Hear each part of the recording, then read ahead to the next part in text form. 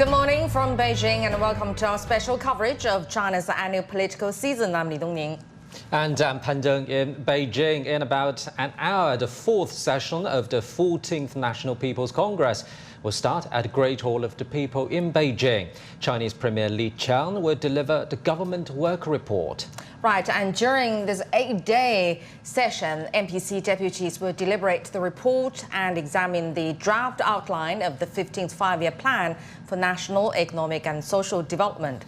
And CGTN will follow the NPC meetings and live stream the latest events on our social media channels to keep you updated. Right, and the Deputies Corridor will soon start at the Great Hall of People, where several NPC deputies will meet the media. And for the latest on that, let's go live to our reporter Zhou Jiaxin there. Jiaxin, morning. What more can you tell us about today's agenda? Morning both to Dongning and Pan Deng. I'm now inside the Great Hall of the People in downtown Beijing, and specifically at what we call it the Deputies Corridor.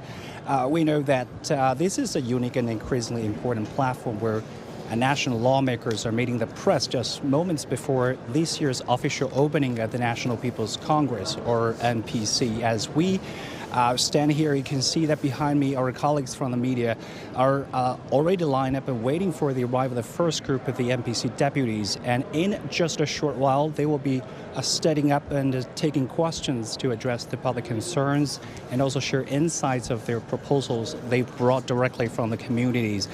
We know that these deputies are a diverse group, ranging from CEOs of leading tech firms to grassroots communities leaders. So we're expecting those topics on the horizon are very broad. So later on today, we're going to hear some of the anticipation of the discussions on and continued rise of China's tech innovation, the advance of education, and also the concrete measures to improve the livelihoods of the peoples here. And also, as we know, over the past 2 years, these corridor events have become the staple of the two sessions. And during this week-long convention, there will be 3 such events, and also for deputies and 3 for ministers. But this year, this corridor carries a special weight, because this is the first year for the Chinese government to implement its 15th five-year plan starting from this year, 2026. And this is a crucial chapter for China's development journey aimed at high-quality development. So we're going to hear some voices to offer us the first glimpse into how these people's representatives viewing the country's tasks and priorities for the next 5 years. And as we spoke of these topics, a central theme undoubtedly will be the new quality productive forces. So this is a concept that Chinese government has emphasized as a high-tech, high-quality, and high-efficiency driver for the economic development. And then the lawmakers are expected to discuss how these enterprises will lead in innovation and accelerate the transformation of those scientific findings into the tangible economic growth. And speaking of economic growth of the world's second largest economy as one of the hot spots of the global attention on these 2 sessions, later on the government report to be released this morning will unveil the country's GDP growth for 2026. And analysts believe that the objective will be consistent with that of the last year, around 5%. So that will be the task for the policymakers to come out with the measures to boost the jobs and incomes, crucially for them to unlock the consumption potential in the service market. And this year's legislative agenda will also be very robust, as we know that the lawmakers will deliberate on 3 very significant bills, and most notably, the draft Environment Code will be reviewed. And this is actually a landmark piece of legislation, Dongning, because it is purposing to integrate systematically these existing environmental laws into one single cohesive legal framework, aligning with the country's green development, as well as what we call it the dual carbon goal. Basically, one is to peak the carbon emission by 2030. Another is to achieve the carbon neutrality by 2026. So these will be the among topics that we will discuss and hear here from this corridor. And this is really a place that you can imagine it as a big picture national strategy meeting with the voice of the people. And we will be able to hear not just only suggestions soon, but also some personal stories from the very legislator who have helped shape the public expectations at a grassroots level into the proposals that come into the policies. So I'll leave here and back to you. Right, and this is indeed a corridor to both express the idea of the deputies' thoughts on the development in their own fields, but also through the reporters' questions and the deputies' answers, that the public's voices can be heard as well. Thank you very much, Zhou Jiaxin, reporting from the Great Hall of the People. And now let's provide you with more context about this major political gathering in China. The National People's Congress, or NPC, is China's top lawmaking body and the highest organ of state power. Each NPC has a term of 5 years. It has the power to amend the constitution, make and amend laws, elect leaders, and approve government budgets and development plans. The people's representatives to the NPC are called deputies. They review and deliberate on bills and reports on the session's agenda, submit motions to amend the constitution, and participate in NPC elections. 2026 marks the 4th session of the 14th National People's Congress. Deputies will deliberate on the government work report and examine a draft outline of China's 15th five-year plan. And they will also examine a report on the implementation of the 2025 plan for national economic and social development, as well as a draft plan for 2026. And they are set to examine a report on the execution of the central and local budgets for 2025 and the draft budgets for 2026. And they will also deliberate the bills put forward by the NPC Standing Committee on reviewing drafts for the Ecological Environment Code, the law on the promotion of the ethnic unity and progress, and the law on the national development planning. And the work reports of the NPC Standing Committee, the Supreme People's Court, and the Supreme People's Procuratorate will also be submitted to the NPC for deliberation. The NPC is also to deliberate the report of the NPC Standing Committee on the work of the overhaul of laws and the proposed handling of certain laws and decisions. All right, joining us in the studio today are Mr. Einar Tangen, Senior Fellow of the Center for International Governance Innovation, and Mr. Wang Huiyao, Founder of the President of the Center for China and Globalization. Welcome to our special coverage, gentlemen. Well, first of all, Einar, a lot of it is happening as external elements impacting China's not only economic but development in all fields, actually.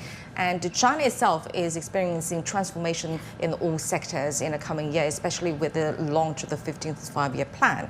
So what are your major expectations for this year's session? Darling, this is all about stability. Right now, when the world is racked by these forces that no one country can control other than the U.S., it is very important that there's a rock of stability. And China is advancing simply because it is peaceful. There are no troops running around the world trying to impose their will on anybody else. Instead, China is leaping forward with planning. And this has been the key to China's success, and it will continue to be. You know, there's so many people look at these two sessions, and they always say, oh, well, you know, it's just a rubber stamp. Nothing could be further from the truth. This represents the top of a pyramid that stretches over millions of man-hours, planning, review, harmonization. And you'll see that very clearly with the environmental laws, where they have taken a broad body of laws and said, look, we need to pull this together. Contrast that with other countries where they have, you know, kind of bits and pieces, none of which makes sense and only adds to bureaucratic inefficiency.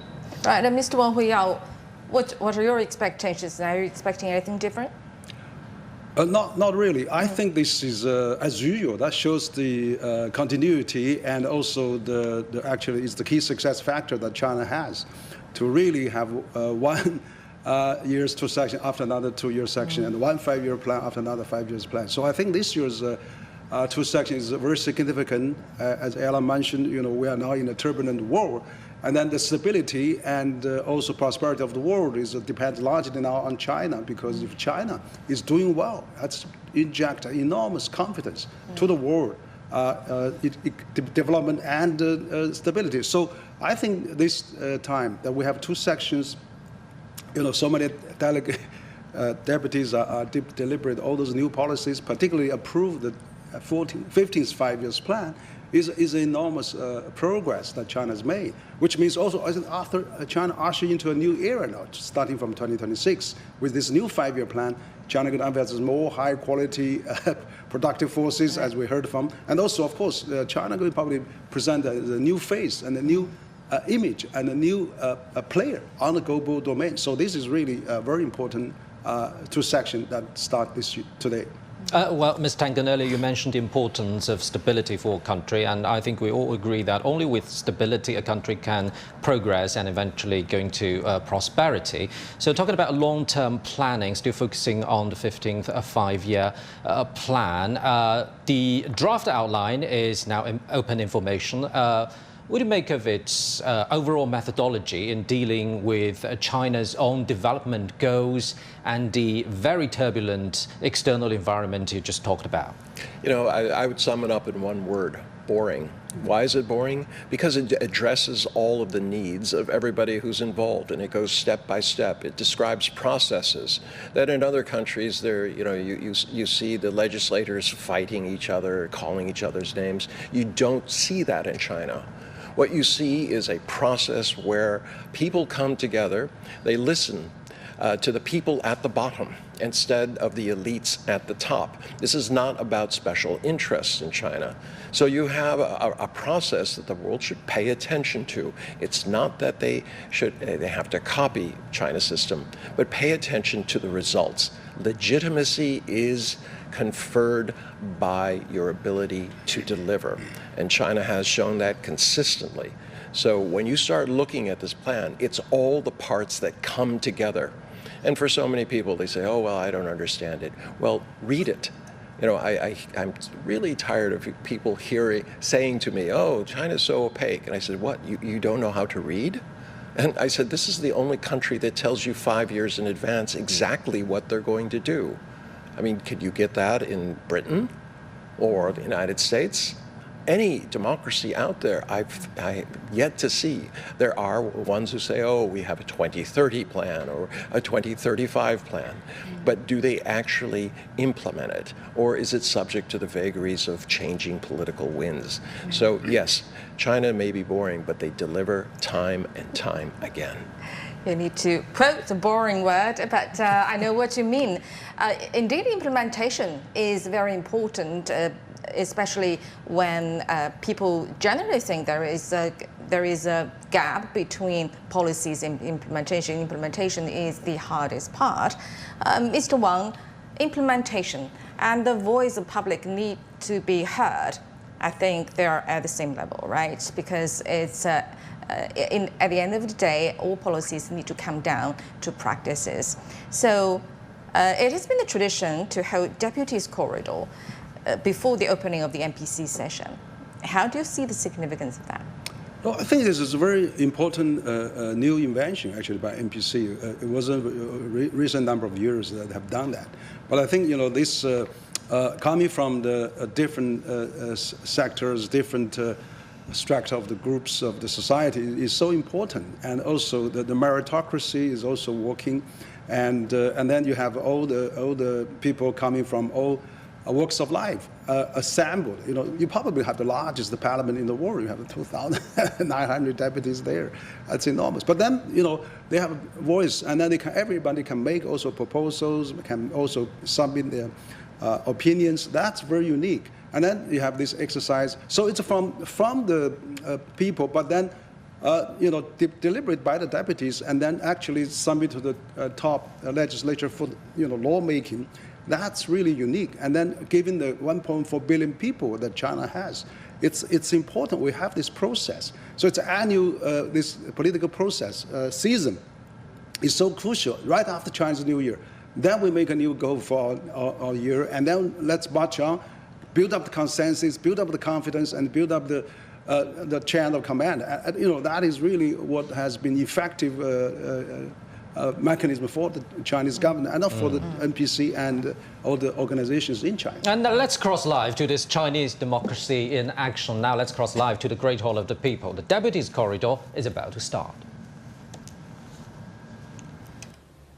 各位媒体朋友， Dear friends from media, 14届全国人大4 Good 次会 morning. 议首场代表 The 通道 first 现在开始 Deputies Corridor of the 今天上 fourth 午 session of the 大会新闻 14th 中心邀请了6 MPC 位 now 来自 begins. 工业 This morning we have 农业 invited 6 deputies 科技 from the fields 教 of 育 industry, 体育 agriculture, 国防领域 technology, 的全国人大 education, 代表 sports, and 走 national 上代表通 defense 道，并紧 to 密结合自 come to 身 the 的履职 corridor and to meet all of 回答 you, 大家的 and 提 they 问。 will answer your 现在 questions 请第一组代表， according to their 谢谢。 experience. Shall we invite the first batch of deputies?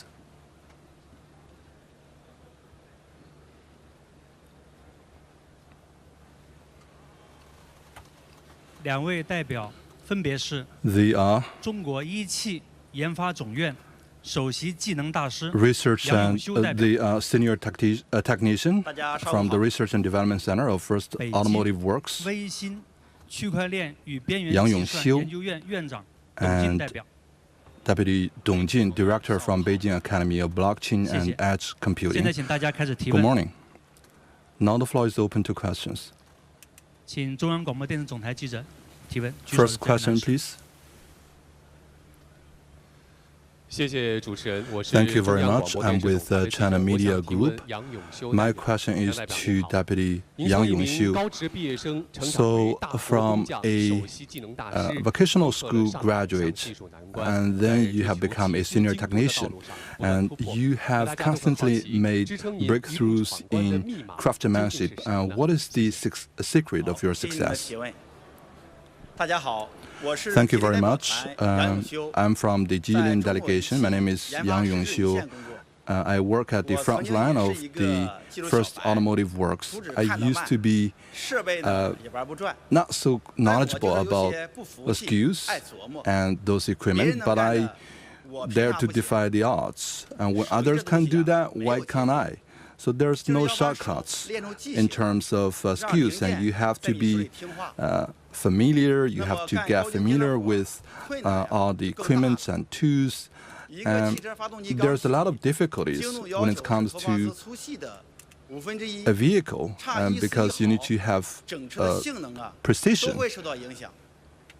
不断失败， If you don't 我 have 们就 precision, 不 you 断地去 will 尝试， end up 去挑 affecting 战 the overall performance of the vehicle, and you need to go through rounds and rounds of adjustments, 有时候半夜躺在 and 床 dozens 上， rounds of 脑子 testing 里 and adjustments, and 全是工 sometimes 艺 when 和 I'm 数据。 lying on the bed, 因为我闯关的 everything 密 in 码 my 是什么 mind is data 我觉得 and 呀，咱得真心 craftsmanship. 的喜欢它， So what is the 我对这些 secret of 品格的 success? I 是有 think 感情的。 passion and 解 interest. 决一个技术难题， I feel this very 那个 strongly, 成就 and 感 to 比吃啥都香。 if you have solved a technical problem, this sense of 而 achievement 是真心的 is 想把这个技术难题 overwhelming. 研 And 究 if 透， you truly want to 你就 get 有用不完的劲。 down to the bottom of this 还得 issue, 永远 and 把自 then 己 you will feel 当作 very 学生。 passionate, and you will 因 also 为 have 技 to 术 regard 天天在变， yourself always 老 as 方 a 法 student 永 because 远解决不了 technology 新问题。 keeps evolving. With 所以 the 无 old 论什么时 approach, 候 you cannot solve the 我 new 们都要不 problem. 断的去学习， So no 不 matter 断的 when 去研究新技术、新方法。 we're talking about, you have to research into new approaches and new 不 methodologies. 是光环， A craftsman is not a glorious 咱得 title. 时时想着， It's 咱们 more 手里 of 干出来的 a 精密零件 responsibility. 是代表着中国汽车工 You 业 have, 的 you 市 have 场。 to remind yourself 这种 that 动力 the 啊 high 就远远不 precision 慢了。 tools coming out of your hand represent the level of craftsmanship of the 去 country. 年9月3号， And 我非常荣幸的 on September 受 the 邀参 3rd 加 last 在 year, 天 I 安门 was 广场举行 very 的 honored to 阅 be 兵专 invited to the military 要说 parade 当时的感受 held at the 那 Tiananmen 就是2 Square. 个字， So I can 骄傲。 share with you my feelings. 咱们国家装备队伍开 It's 过来， nothing but pride. And when the 真的人心里的 having 豪 military trucks 当看到我们 arrived 一 at 汽 the 自己造 scene, 的红旗 I 军 felt 时， overwhelmed. And when I saw the Hongqi 说实话， vehicle 我的眼泪啊，实在是控制不 come 住。 in front of my eyes, I couldn't 那不只是 hold 一 my 辆车， tears. And it's 那 not 是 just 咱 the 们中国 vehicle. 汽车工业的脸面， It's the macrocosm of China's automotive industry, and it is the result of generations of auto workers. And I cannot describe how proud I felt at the moment. And in 2022, when President Xi paid a visit to FAW, he instructed that we have to hold firm to our own hand, our own technologies.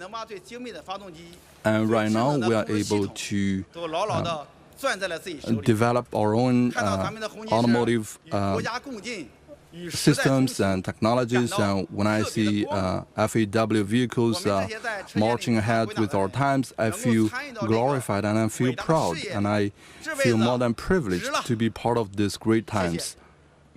Thank you. 请大家继续提问。 Next question, please. 请北京日报记者提问，举手的这位男士。 Beijing Daily, please.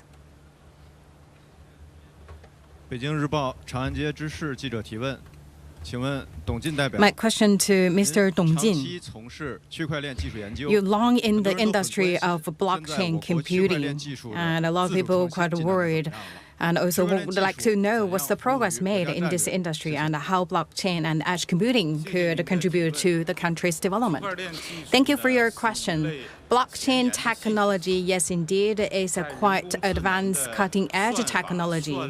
We talk about that the blockchain is actually to make sure that the data is reliable and authentic. We talk about that could make guarantee that the traceability of data. We talk about actually the blockchain is the most important or one of the critical digital structure. In 2019, application of blockchain started to spread, covering government administration, energy, trade, and other fields. But also we could see that a lot of application actually was based on the base technology or the underlying technology from other countries, because back then we did not have a core blockchain underlying technology. Late in 2019, Beijing Academy actually took the initiative to undertake the country's strategic task, gathering the top talent in the global blockchain field, hundreds of them. We formed the research institute, so which means that inside we gathered that the top talent to help us to tackle and solve the core underlying technology of the blockchain field.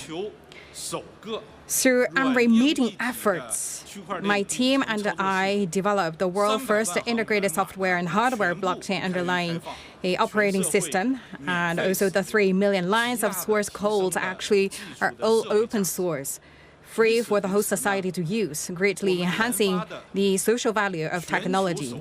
At the same time, the world's first the 96 core blockchain-specific acceleration chip actually can increase the performance of the blockchain by 50 times.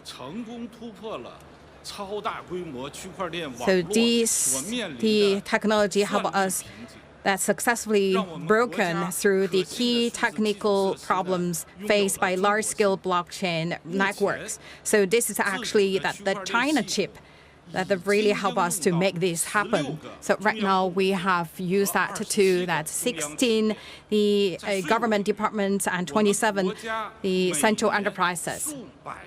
Every year, more than the tens of billions of invoices actually our country every year are all running on the self-developed blockchain network. Make sure that every invoice actually is reliable, genuine, and traceable.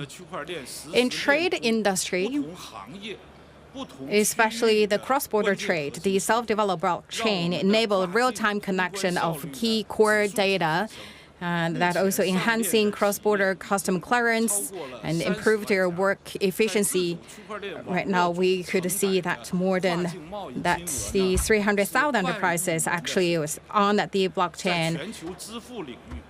hosting the cross-border trade volume of 1 trillion yuan in the global payment field. The self-developed blockchain technology also combined with the central bank PBOC's the digital currency, realizing the integration of capital flow, business flow, and information flow. This also helped to create a new channel for cross-border payment in China. Currently, with the expansion of applications, China's blockchain network has been built. So its purpose is to bring that the cross-border trade, global payments, and also other high-value core data within our own system. In February this year, President Xi Jinping also inspected technology innovation work in Beijing, and I'm very proud to report to the President Xi about the progress of blockchain independent innovation. Looking forward, we will keep in mind the General Secretary's entrustment, hold firm to our ideals, and never let go, closely focus on the major strategic needs of our country, make sure that the core underlying technology in the blockchain field of our country remain at the forefront in this industry, and also to build a solid and reliable digital network and the Great Wall. Thank you. 现在请第二组代表。 Now let's bring the second batch of deputies.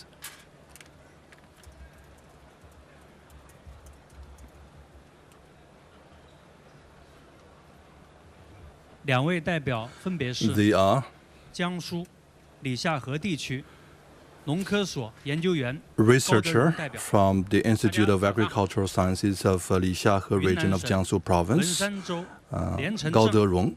And then we also have Nong Jiagui, a teacher from Luosongdi Primary School in Guangnan County of Yunnan Province. Now the floor is open to questions. 请第一排举手的人民日报社记者提问。 First question, please. 谢谢主持人。 Thank you very much. I'm with the People's Daily. My question is to Deputy Gao Derong. And today we are having a very important day, which is the waking of insects. And you pay particular attention to food security and food safety. And what considerations do you have in ensuring food supply in China? Good morning. My name is Gao Derong. I'm a researcher at the Institute of Agricultural Sciences from Lixiahe region of Jiangsu Province. I have been dealing with wheat for the past 30 years. Like all the peasants and farmers, and we follow the agricultural calendar of the year. And when you sow the seeds to a sufficient number, you will ensure sufficient yield. And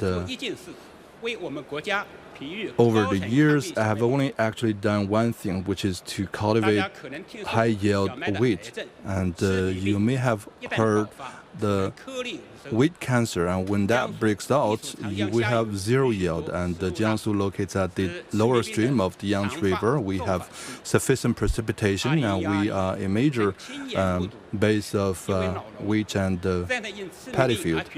And I saw a couple of years ago that because of a cancer breakout among the wheat, and we had minimal yield of the wheat, and I saw the farmers shedding out tears, and the tears that they shed are what drives researchers forward.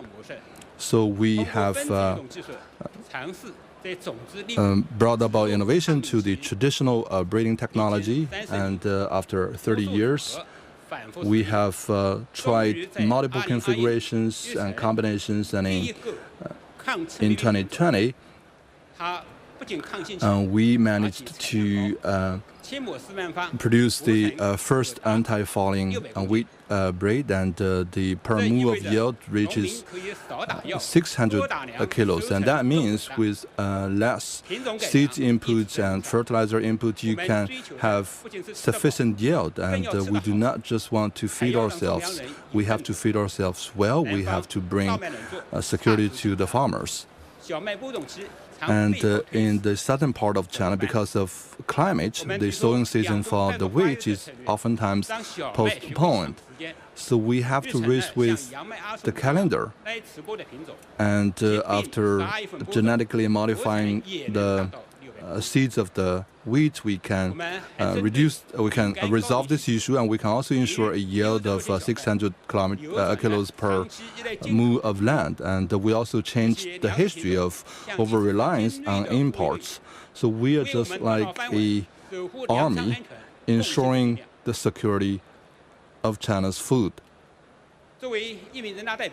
As a NPC deputy, I write my answers on the vast fields of China, and we want to put on the ground precision, poverty alleviation, and I take note of a lot of data and translate the data into my tangible actions. I have submitted a proposal which has to do with rolling out high-standard experimental lands, and I also propose to increase the subsidy to farmers. And going forward, I will work very hard to increase the income of the farmers and ensure greater food security. Thank you. Next question, please. 请第一排举手的新华社记者提问，这位男士。谢谢。Xinhua News Agency. My question to Mr. Nong Jiagui. You come from Luosongdi, and you've been there for 40 years as the teacher in primary school in Luosongdi. So would you please first tell us what's the name of Luosongdi? What's the meaning of that? Because it's very special. So we'd like to know a little bit more about the story behind that naming. And can you share with us more stories and your experience? Thank you very much. My name is Luosongdi. Actually, the location of our school actually it's a small village without a name, and it also used to be a place for the treatment of that leprosy patients, and also usually people call that a village, or that's the leprosy village. So in 1986, when I was just 20 years old, I found a job there. I saw the disabled elderly people. Actually, I wanted to run away, but I saw the children's eyes. The eyes was eager, stay eager for knowledge. I couldn't take a step to run away, so I stayed. So think about that, the difficulties. That there's no the textbook, and the classroom actually borrow from the hospitals. And the room just was around 20 square meters. And the textbook actually were second books I found here and there. And there's no test papers. And actually, the students finished the third grade. They actually need to go other places to continue the fourth grade. They actually cried to me and said, "Teacher, we would like to stay. We don't want to stay in the village without the name for a lifetime." So I think about that, how we could help them. And I actually recruit a new class. There's no infrastructure. We talk about there's no buildings. So actually they built the building, the room by their hands with their fists. And we talk about the elderly people. Actually, they didn't have any tools back home. They just used their cooking tools to help us to mix the concrete, the mortar, so that they work day and night like this, and the children witness all these, and they study even harder. In 1992, my first batch of students graduated from primary school, and when filling out their enrollment materials in the column of home address, I actually didn't dare to write down the name of the village, and actually I wrote down Luosongdi. So why I call it Luosongdi? Because back then, this village actually grow a lot of peanuts. And actually, it's a very famous article in our textbook. It's called Falling Peanuts. We talk about that. The cover or the appearance of peanuts is simple and unadorned, and the fruit is deeply buried in the ground. Actually, although this is a village with a lot of disability people, but they have a beautiful heart. So they are very supportive of education. And I also talked to other teachers and asked them that they actually came to me. They know that, do you know students from Luosongdi, they actually had performed really good in exam. The high score 206 points, the lowest 135 points. Oh, exciting score, the average line. Actually, I brought that good news back to the village, and the whole village actually was so happy. Back then was only one teacher there. I sent away a total of 1,000 primary school graduates, 12 classes, 126 children. They successfully entered the workforce. I spent there 40 years. People ask me, how many 40 years does one person have in the whole lifetime? Is it worse to doing that?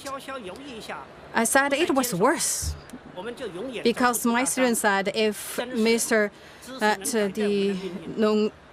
was not really there or hesitated a little bit at the beginning, then we would never be able to leave the mountains. We talk about that knowledge actually changed our fate. You could see right now with the support of the local government and also the sectors of society, previously that the closed village has now totally transformed and become a modern village of ethnic unity and progress. As a teacher from grassroots, I will continue to stay in my post to make my dedicated contribution, and also I will continue my endeavor and stay true to my original aspiration, the founding mission. I believe this is how I pay back to the people, to the society.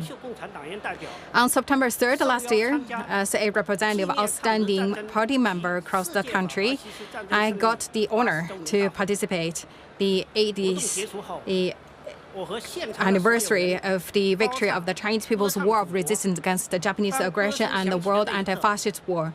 That's a commemorating event. And the event, I also joined others singing Ode to the Motherland. Actually, back to the village, I also share my thoughts with the children. I told the story of the great spirit of the war resistance. I told them that study hard, strive to make the country stronger. And for myself, I will continue to practice that wholeheartedly serving the people. Because for myself, when I decided to join the party, I made my application saying I'm an entrepreneur and I'm willing to fall behind others. I will continue my job. Thank you.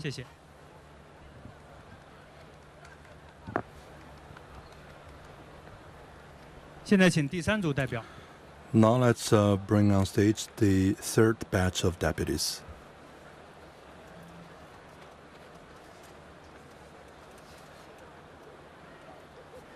They are from Jiangxi Provincial Water Sports Management Center, an athlete. Her name is Xu Shixiao. We also have a pilot from Air Force Aviation Brigade of the Chinese People's Liberation Army, Wang Wenyi. Now the floor is open. First question, please. With China Daily, my question is to Xu Shixiao. Good morning. You were the champion in Tokyo and Paris in the women's double canoe. And what are your success secret?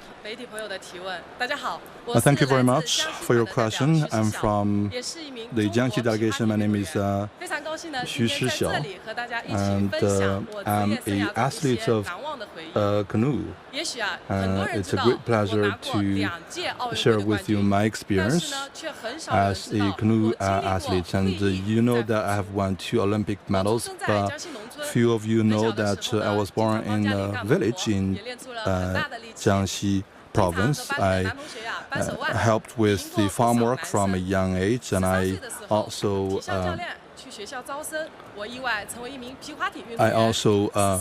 do wrist wrestling with the boys in our class. And when I was 15 years old, I got my first champion across the country. And I thought that I could have a smooth journey and career.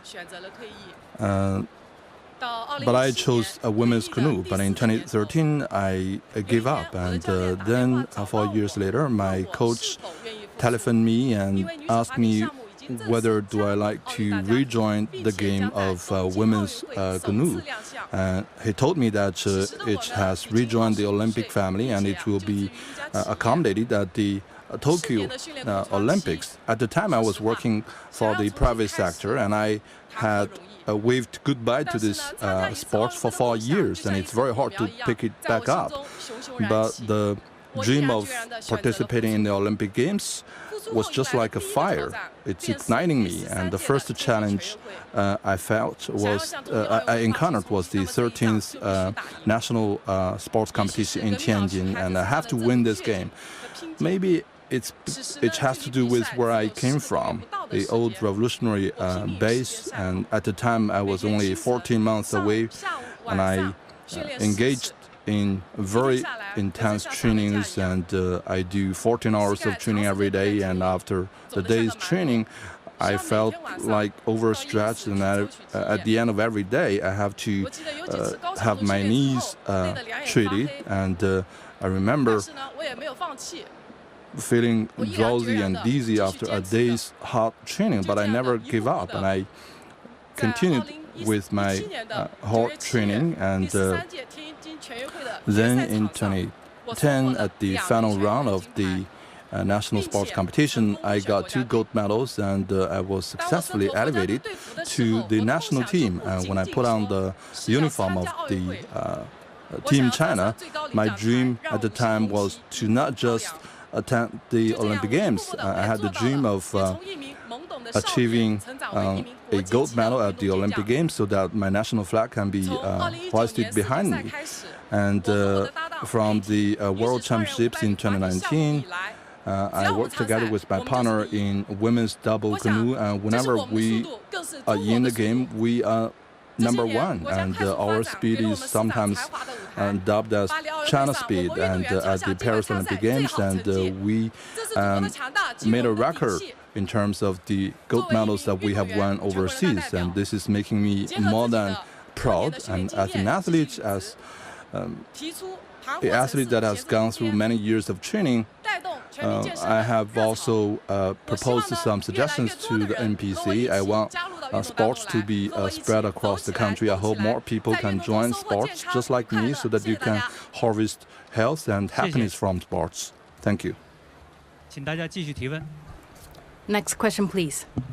这个问题请解放军报社记者提问。 I would like 解放军报 to 记者 ask 提问。 the PLA Daily. 您好。 So from PLA Daily, my question to Mr. Wang Wenyi. So we conducted our interview with the troops. I could really strongly feel that the new trend of strict training and striving for a strong military in the new era. What's your feeling? Thank you for your question. First of all, I would like to take this opportunity to express our heartfelt thanks for your care to the grassroots officers and soldiers. So let's see a pilot from Air Force Aviation Brigade. It's my mission, the daily routine to training. And our brigade is a unit with a glorious tradition. And the military corridor of the brigade is built right next to a corridor, because that corridor actually to convey the history and also talk about the glories, the whole experience, one picture, photo after another, really that told the combat track of the troop across the country. As long as the mission call, the officers and soldiers respond to the call and go to the battlefield. And we have left our footprint in 14 places in 7 provinces, and the story of our predecessors not only let us understand that for whom we fly and where we fly, but also make us feel that the development of the army. Every day we think just one thing, is training for the real battle, preparing for the real battle. As a J16 pilot, my feeling is that the tighter the combat readiness training of the grassroots units, the stronger the combat capability. I remember that one thing is when the fighter took off, the farmlands and the villages below became smaller, and the air actually quite complex. So actually I need to have really close collaboration with my teammates. And when we finished the first round of confrontation training, we immediately refueled in the air. So from that's the training mode, from the intense air combat mode to the dedicated operation. And then we return to the air combat mode. So every day, these kind of two modes actually switch one to another. It was really, really exhausted physically, but we actually pushing our boundary, pushing our limits. When we finished the mission, in the evening, when all the fighter jets returned, looking at thousands of houses with lights in the distance, I feel the happiness. And because that reunion of every family actually is all guarded by us. We talk about this is a really heavy task, but actually I feel very proud of myself for the mission, because we see that reunion, the peace of the country and the happiness of the people. We talk about that we need to train the air-winged drain sword to build the Great Wall of the blue sky. We need to safeguard the airspace.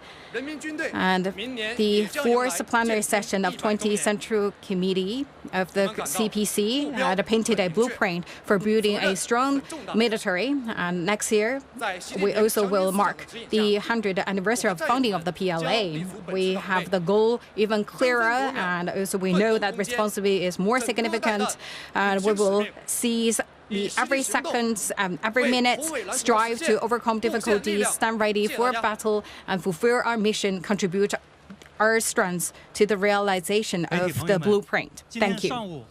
Friends from the media, after the morning session of the MPC, we will have the first Minister Corridor. We'll invite Minister from the Ministry of Technology and the Information Industry and Information Science and Technology and the State-Owned Asset Supervision and Administration Commission. Please stay tuned. Thank you very much. This is the end of the Deputies Corridor. All right, 6 deputies from 6 walks of life offered their first-hand experiences and also stories in their respective fields, reflecting actually the overall development of the entire China, the economy and also education, sports, etc., and also national defense, sci-tech, agriculture, everything. Indeed. Well, back to our guests, I know you just said implementation is very important. That corridor showcases how that connection happens, how national policy connects with the development on the ground. Which story impressed you the most? Well, I have to say, this is one of my favorite. No, I'm serious. This is one of my favorite sessions. Yeah. I was really impressed. That's the personality of the MPC. It's you know, you had passion there. These young people, I could see very deliberate pairings where they put young people with incredible passion, people who have delivered things, along with highly technical things. And this is showcasing how China works. I mean, you can't say, oh, a good plan is enough. You need good people. And what you saw there were terrific people, really. I mean, dedicating their lives to making sure that China's going forward in all areas. Especially the education part. I mean, all the other parts are important. The education part, I'm always touched with stories of young people dedicating themselves to rural education. Not young, 40 years in. So this is real dedication. But people should take note. These are not a bunch of lawyers who are bringing in somebody who's a teacher. these are the NPC representatives. Right. They are the people who are actually participating in the process. This is what is very different about China.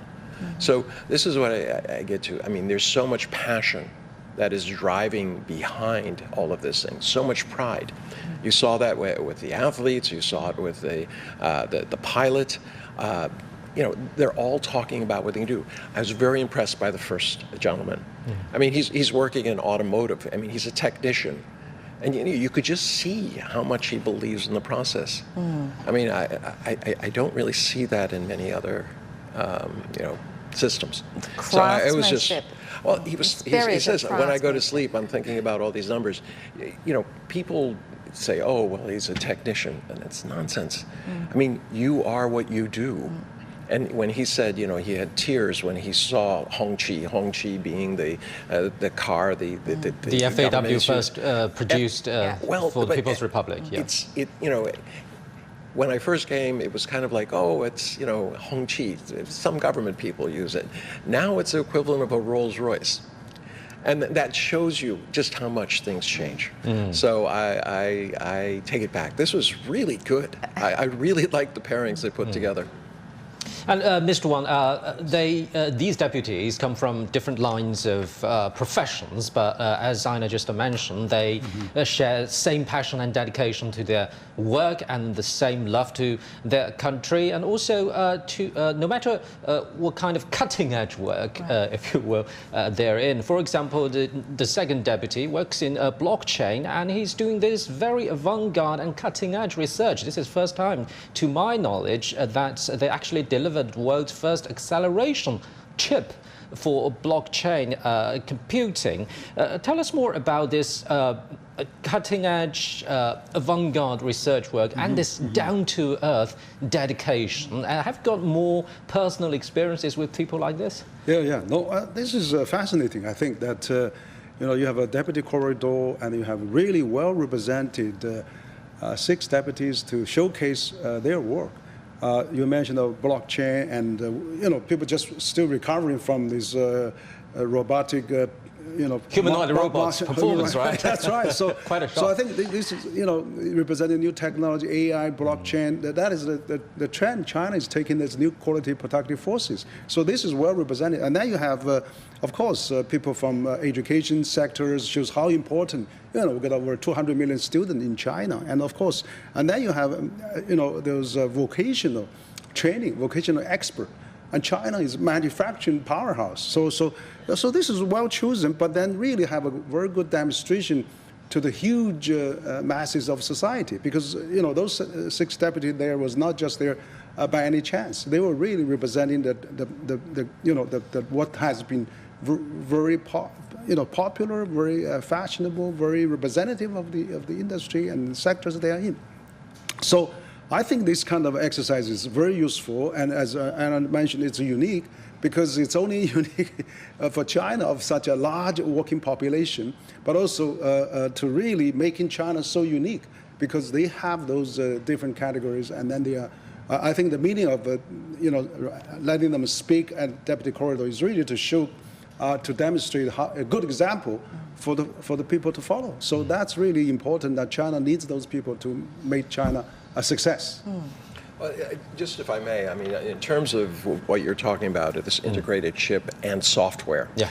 Okay, so, you know, what you had was, in the past, all of these chips were all about doing computations. And actually, originally, these ones were meant for video games. Indeed, we will be catching up with China's technological advancement later, very soon. Thank you very much, gentlemen.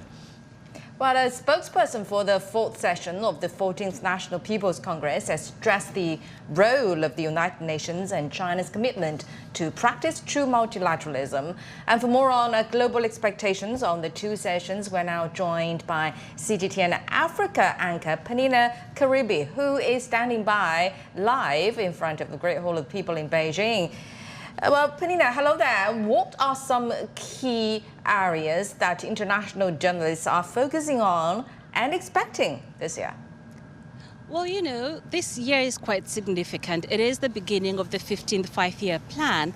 And for the Global South, this means that we're going to see a roadmap, you know, some kind of a manual, really, if you like, of how we in the Global South are going to modernize. So, you know, we're moving away from just simply building roads and stadiums to now new quality productive forces. That is the buzzword here. And cultivating that to help countries such as my own country in Africa to help us leapfrog the traditional industrial hurdles. And so we're here expecting to see how these skills will be shared through initiatives like the Luban workshops, really, because these are really solutions that in Africa we need for everyday life challenges that we face. This year is also very important for another reason.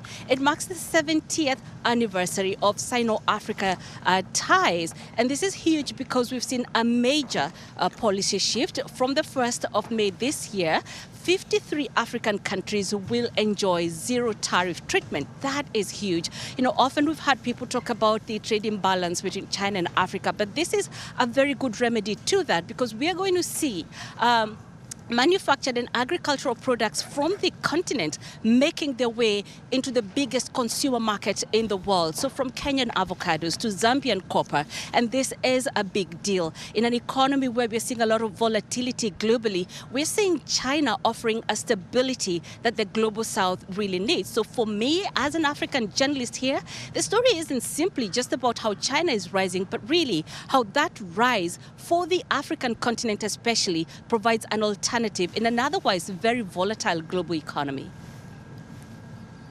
All right, thank you very much, Panina, reporting from the Great Hall of People in Beijing. Indeed, as Karina just mentioned, this year's two sessions have drawn significant global attention, serving as a vital window to understand China and its policy making. Our colleague Elaine Reyes has spoken to Saurabh Gupta, Senior Asia-Pacific International Relations Policy Specialist at the Institute for China-America Studies. He says he believes the Chinese government is comfortable to let the economy run on its own momentum. What would you say are some of maybe the biggest differences than in previous years? I think there's a great deal more of continuity than difference in terms of where China is going in terms of its growth model and its development. I think the difference I would say out here is that the Chinese government is looking now to deepen this growth model without the sort of government support and stimulus that it has provided over the past 2 years. It is still going to provide a certain degree of stimulus, both on the production side as well as to consumers. But I think the government feels comfortable at this stage that the economy can run off its own momentum and that it does not require as much government support as it required over the past 2 years. What are 2 or 3 of some of the big issues that you'll be watching for? The leadership has talked about a new development pattern which is led by technology forces. And the important part out here is to see what are the government's priority areas in terms of advanced technologies. We know broadly that the government is looking AI, quantum, semiconductors, new materials, aerospace, biopharma, that these are important areas. To what extent is it going to allow the private sector to take the lead in R&D and take the lead out here? So it becomes important. We know China is going for technology-led growth, but how the government frames both self-sufficiency in this regard and its interlinkages with the global economy in these sectors becomes important, and how it is going to allow the private sector to take the lead, I think, becomes something worth watching. Another point worth watching is the government has really talked up, I think, and this is a difference over the last year or two or last couple of years, has really talked up in letting consumption and demand-driven growth really boost and run the Chinese economy. This is how the economy will need to run if it is going to be sustainable over the next 10, 15, 25 years and achieve all the modernization targets. The two sessions has also drawn wide international attention as China starts its 15th five-year plan this year. Some international ambassadors to China believe the plan will not only generate more prosperity for China, but will also bring more cooperation opportunities to the world. He leído los documentos sobre el quinto plan quinquenal.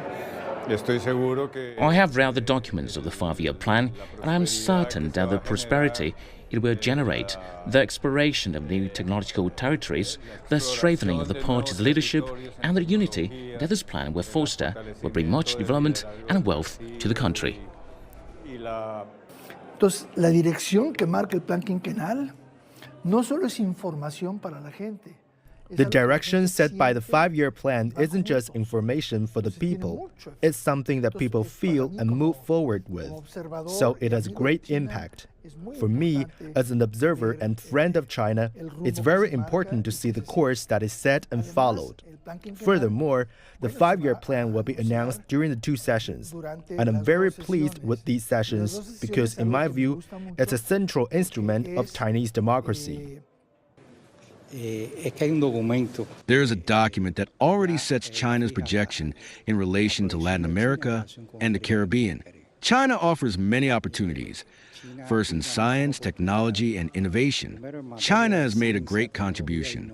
China provides a large market, a market that no other country is able to offer. But more important than this is China's respect for the principles of international law for sovereignty, independence, the non-use and threat of the use of force, non-interference in internal affairs. And China approaches our region with great respect, and we appreciate that and welcome it with great sympathy. Nicaragua has been watching very closely the process of the drawing, say, of China's 15th five-year plan. We, as a country in the Global South, see this plan as an opportunity to strengthen our cooperation with China.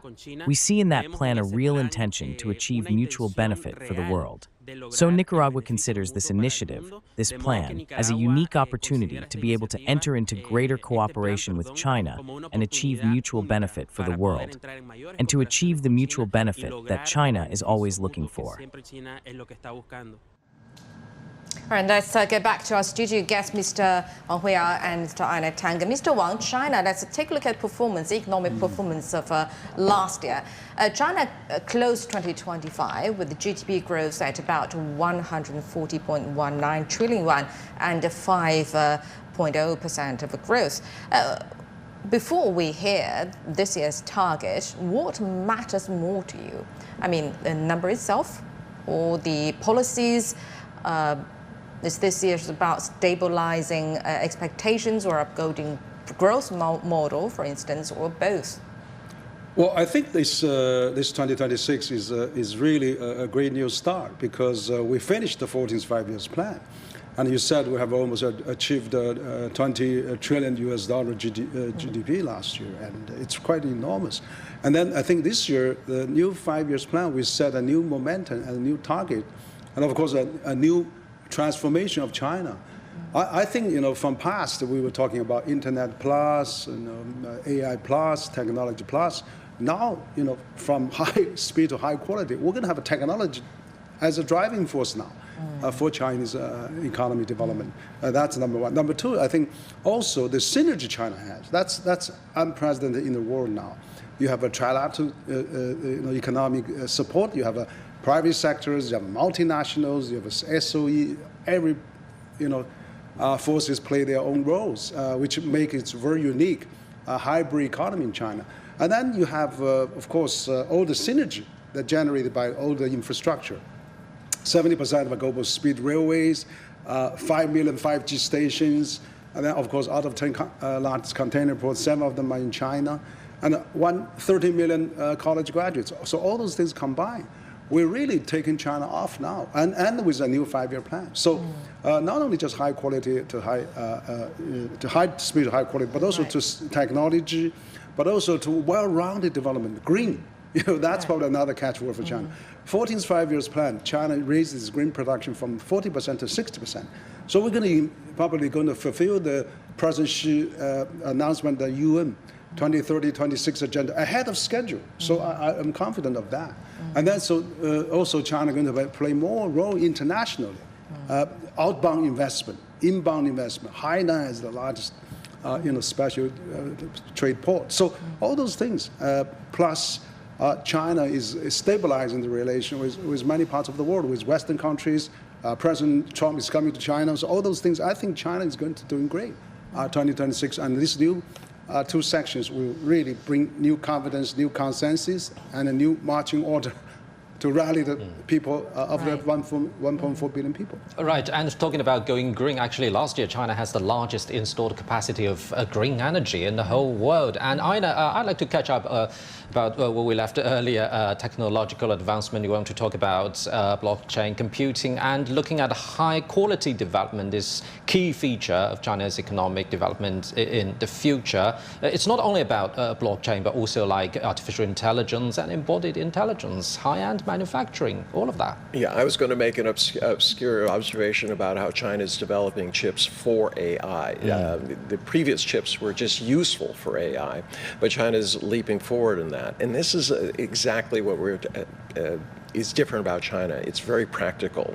It's application-based. You heard about all the sciences and the dynamics of it and how things change, but you also heard the people who are actually creating the solutions. And this is so important. And this is what the technological side of this is these new productive forces. It's about applying the science and technology to people. I mean, before last year, it was a lot about recovery. It was still getting back from the COVID era and things like that. Today, it's really about the future. And the future, I would disagree a little bit with my friend in Washington. It is not about letting free markets, have their reign. It is about a hybrid economy, as Henry was talking about, one where government is looking out for the people, and the market is creating solutions under that framework. Very important. Whether it's people-centered or not. Yeah. Indeed, gentlemen, we'll be getting back to you on this and more updates in our coverage. Our reporter Zhao Yunfei reports from the Great Hall of the People in Beijing to tell us more details about Thursday's agenda.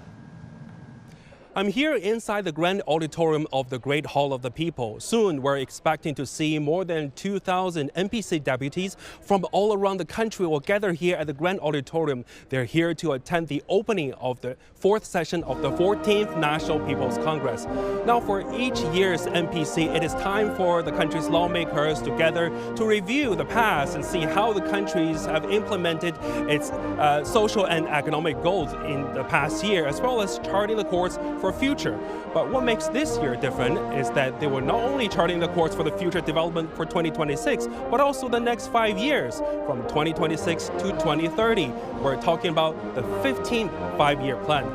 China has already set its goal to basically achieve socialist modernization by 2035, and specific goals have already been set throughout 3 consecutive five-year plans, tracing back to 2021 from the 14th five-year plan all the way to 16th five-year plan. See how important the 15th five-year plan is, as it stands in the middle, signaling a transition period.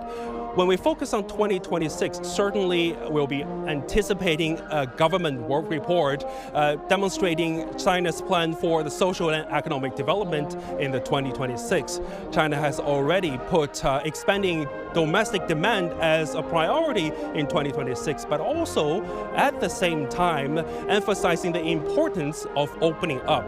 As Lo Qingjian, the spokesperson of the 4th session of the 14th National People's Congress, said ahead of the NPC meetings that only through openness can China achieve modernization.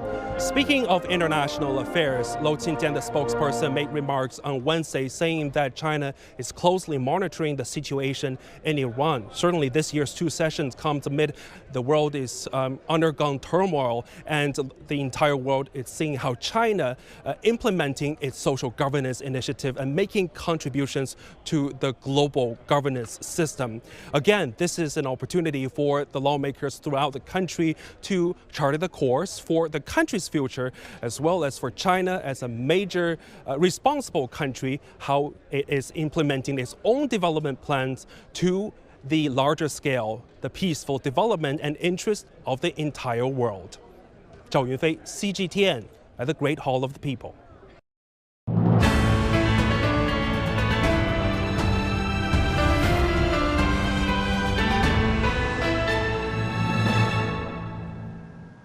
You're now watching CGTN's special coverage on the opening of the fourth session of the 14th NPC, which is opening today in a moment.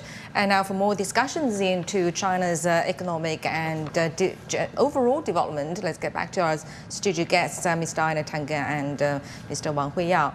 Well, Mr. Wang, we just talked about the 140 trillion yuan threshold, about 20 trillion US dollars threshold that the China's GDP surpassed last year. And another point that often gets overlooked here is that China crossed 110, 120, 130 and 140 in a very steady step within the 5-year plan period.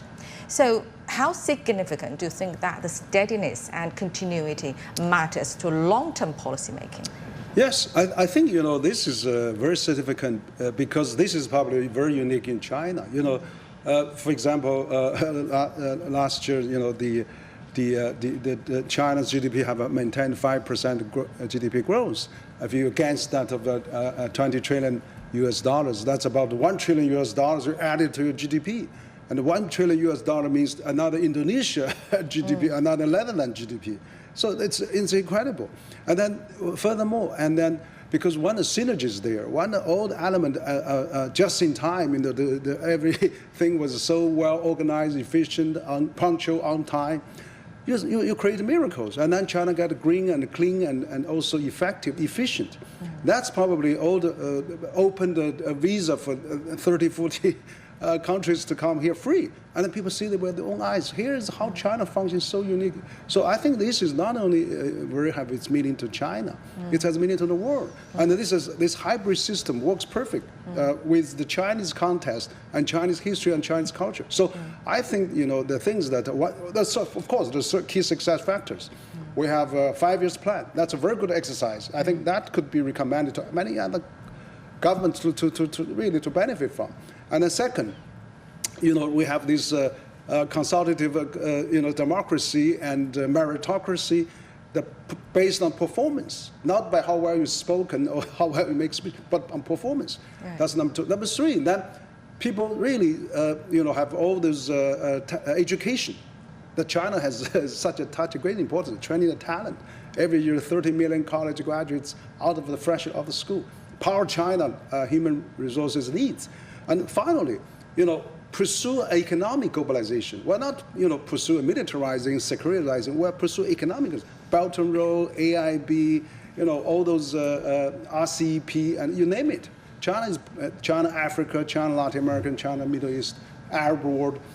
China going to have a China-Arab summit this year. We're going to see what turmoil going to bring and how China going to stabilize the world in 2026. So I think there's enormous contribution China can make, and exemplified by these 2 sections that send a strong signal to the world to stabilize the global economy and be an anchor of the global stability. And gentlemen, as we're discussing this, we're also watching live footage from the Great Hall of the People, where the 4th session of the 14th National People's Congress is about to start. So talking about China's economic development, Mr. Tangen, I think it's very clear that the Chinese government is not only about, chasing GDP growth figures, but more importantly now, talking about high quality development, is to let Chinese people feel that growth.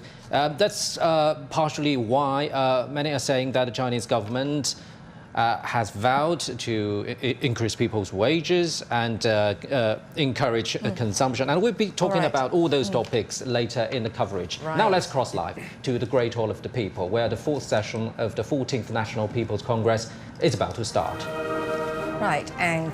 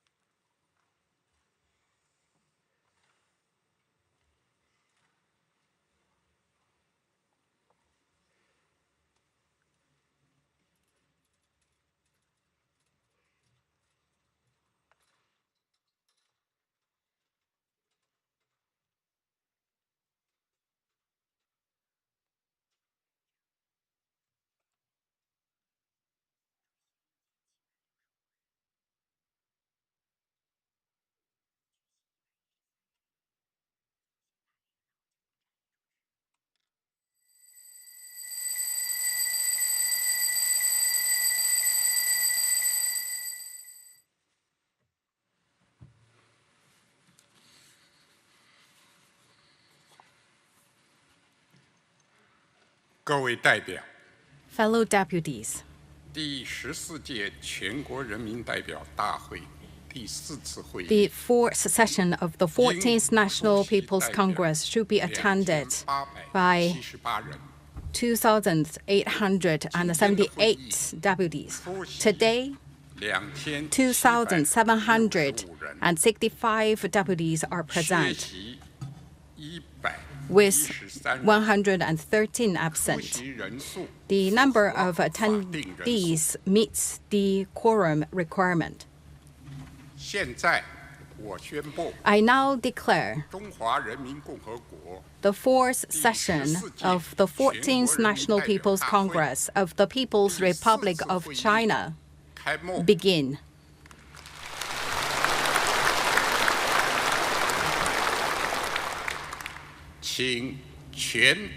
Please all rise for the national anthem.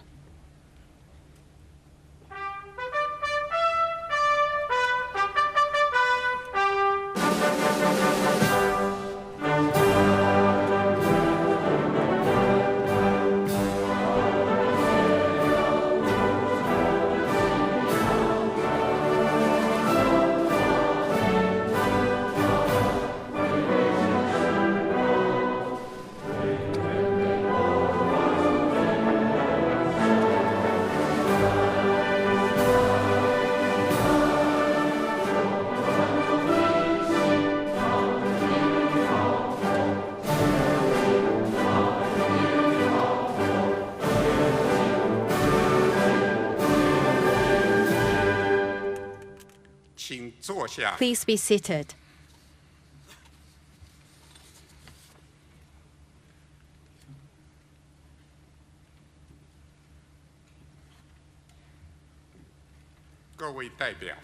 Fellow deputies, there are 7 items on today's agenda. Now let's move on to the first item, deliberation of the government work report. Now, I would like to give the floor to Premier of the State Council, Comrade Li Qiang, to deliver the report.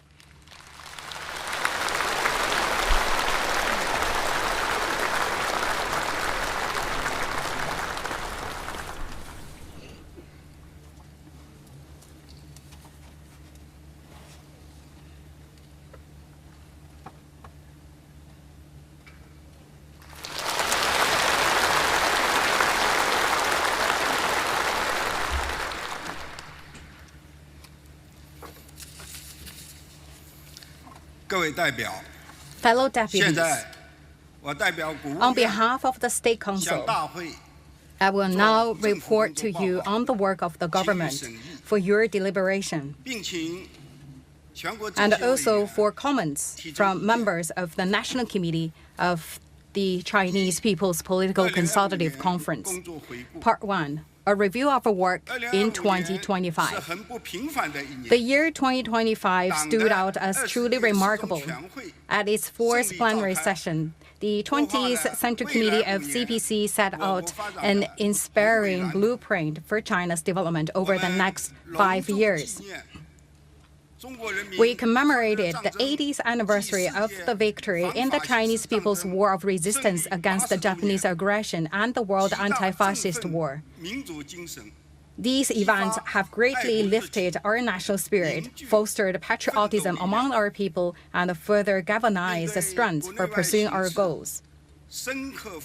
Amidst a profound and complex development both at home and abroad, the Party Central Committee, with Comrade Xi Jinping at its core, rallied the Chinese people of all ethnic groups and led them in meeting challenges head-on and working hard with determination, keeping in mind the new development philosophy and pursued high-quality development.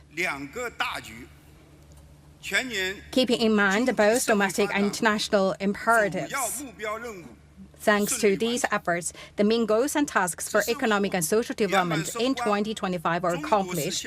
The 14th five-year plan was brought to a successful conclusion, and solid new strides were made in advancing Chinese modernization. Over the past year, the Chinese economy has proved remarkably resilient.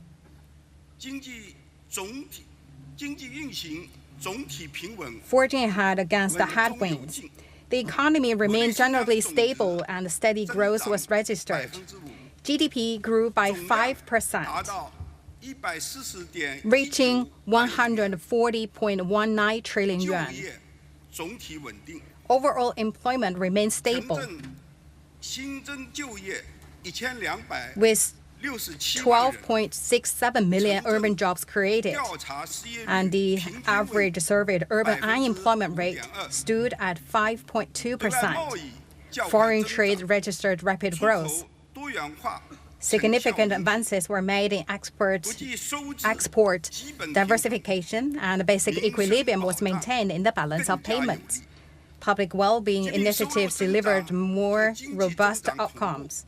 Personal incomes rose in step with economic growth. Poverty alleviation gains were consolidated and expanded. The policy of providing 1 year of free preschool education was implemented, benefiting 14 million children. And over 30 million children under 3 benefited from the child care subsidies launched nationwide last year. Grain output rose to 715 million metric tons. Encouraging headway was made in diffusing risks in key areas. Overall social stability was ensured. Over the past year, China has achieved dynamic, innovation-driven, and high-quality development. New quality productive forces grew steadily, and numerous new advances were made in science and technology. China led the way in research, development, application of AI, biomedicine robots, and quantum technology. New breakthroughs were made in the independent research and development of chips. The Tianwen-2 probe embarked on an interplanetary exploration mission. Large-scale application of Beidou navigation satellite system were extended. And Fujian, China's first domestically built aircraft carrier equipped with an electromagnetic catapult system, was officially commissioned. The industrial structure continued to improve. The value added of high-tech manufacturing and equipment manufacturing grew by 9.4% and 9.2% respectively, while the output of industrial robots and integrated circuits rose by 28% and 10.9% respectively. New energy vehicle output exceeded 16 million units. And the number of electric vehicle charging facilities topped 20 million. A drop of 5.1% in energy consumption per unit of GDP continued to improve. What we achieved in 2025 was indeed hard-won. Rarely in many years have we encountered such a grave and complex landscape where external shocks and challenges were intertwined with domestic difficulties and tough policy choices. The Party Central Committee with Comrade Xi Jinping at its core led us in meeting these challenges with the pressing ahead with fortitude and composure. We firmly safeguard China's national interest on the international front. On the domestic front, we focus on running our own affairs well. We prepared for the worst-case scenario, striving for the best. Not only did we maintain overall macroeconomic stability and secure new advances in high-quality development,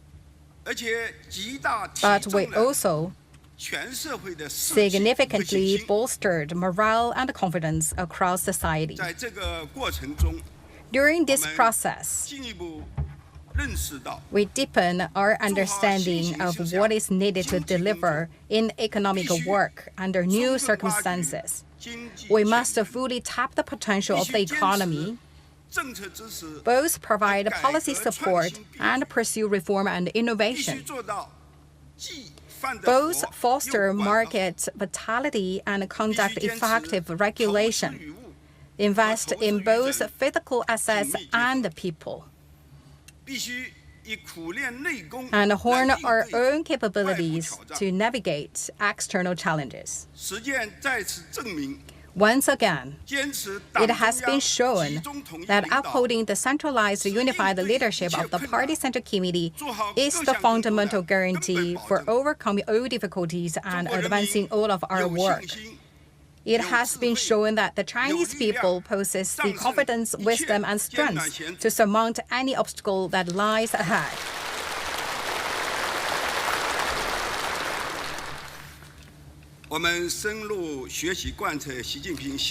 Last year, we continued to enrich our understanding of and apply Xi Jinping's thought on socialism with Chinese characteristics for a new era. We also fully applied the guiding principle from the 20 CPC National Congress and the plenary sessions of the 20 CPC Central Committee. Acting on the decisions and plans of the Party Central Committee, we mainly did the following work. First, we implemented more proactive and effective macro policies and worked to maintain stable economic performance. Early in the year, we took all necessary steps to prepare for emerging and complex and volatile situation. In the first quarter, China's economy got off to a good start. From the second quarter on, in response to new developments facing the economy, particularly the impact of U.S. tariff hikes, we fully leveraged policies already in place and introduced a range of more robust measures to maintain employment and economic stability. These steps effectively cushioned downward economic pressure and ensured the fulfillment of major objectives for the year. We'll pursue a more proactive fiscal policy and appropriately accommodative monetary policy. Government spending was increased. We also lowered the policy interest rates and the RRR. Consumer goods trading programs were ramped up, resulting in over 2.6 trillion yuan in commodity sales. Total retail sales of consumer goods topped 50 trillion yuan. To boost effective investment, we stepped up efforts to implement two major projects.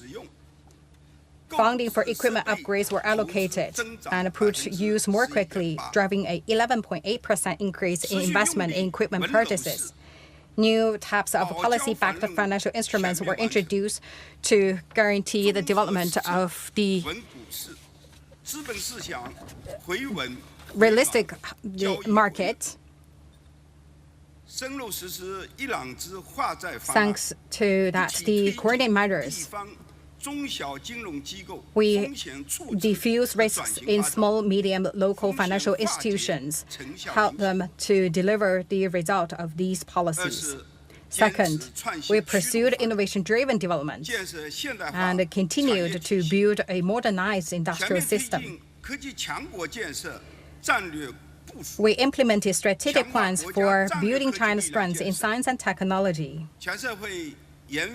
Last year, China's R&D spending reached 2.8% of GDP, and the value of technology contract transactions rose by 10.8%. The integration of technological and industrial innovation picked up pace.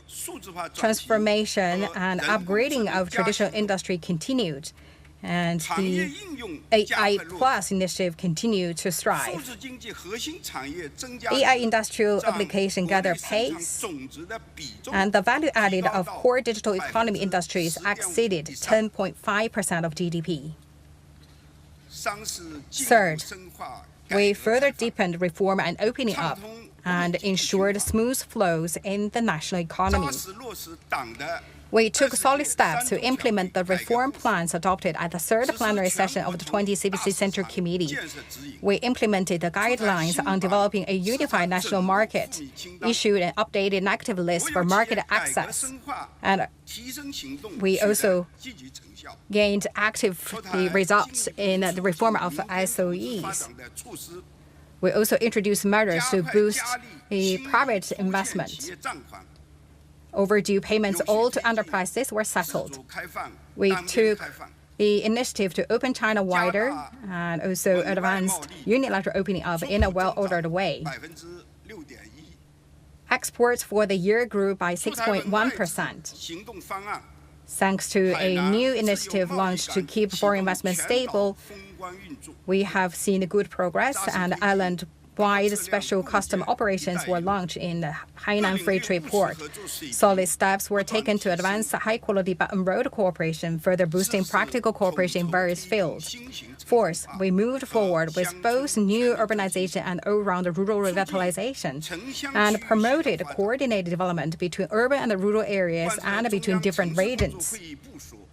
In implementing the plan set out at last year's Central Urban Work Conference, we foster modern metropolitan areas and also advance the people moving to cities from rural areas to grant them the permanent urban residency. And the share of permanent urban residents in the total population rose to 67.9%.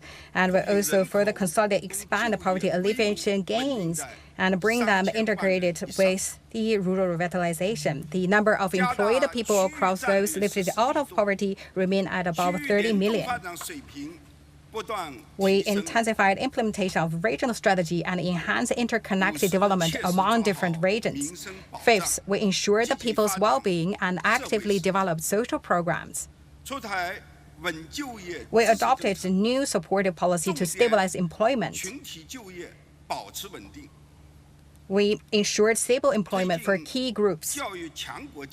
We advanced the 3-year action plan for boosting China's strength in education, and also continue to advance development of the community-level schools. And the medical service were improved and covered all the grade 2 and the grade 3 public general hospitals in the county level. And we see that the minimum basic old age benefits for rural and non-working urban residents were increased by 20 yuan per month. The private pension system were implemented nationwide. And we delivered more extensive and effective social assistance. Cultural program industry were boosted. Domestic tourist trips increased by 16.2%, and inbound tourist trips by 17.1%. We successfully hosted the 9th Asian Winter Games and the 15th National Games. We also witnessed a strong surge in recreational sports events and public fitness activities. 6. We worked faster to build a beautiful China and advance the green and low-carbon development. We took solid measures to improve both the quality and efficacy of air pollution prevention and control. In cities at and above the prefecture level, the average concentration of fine particulate matter fell by 4.4%.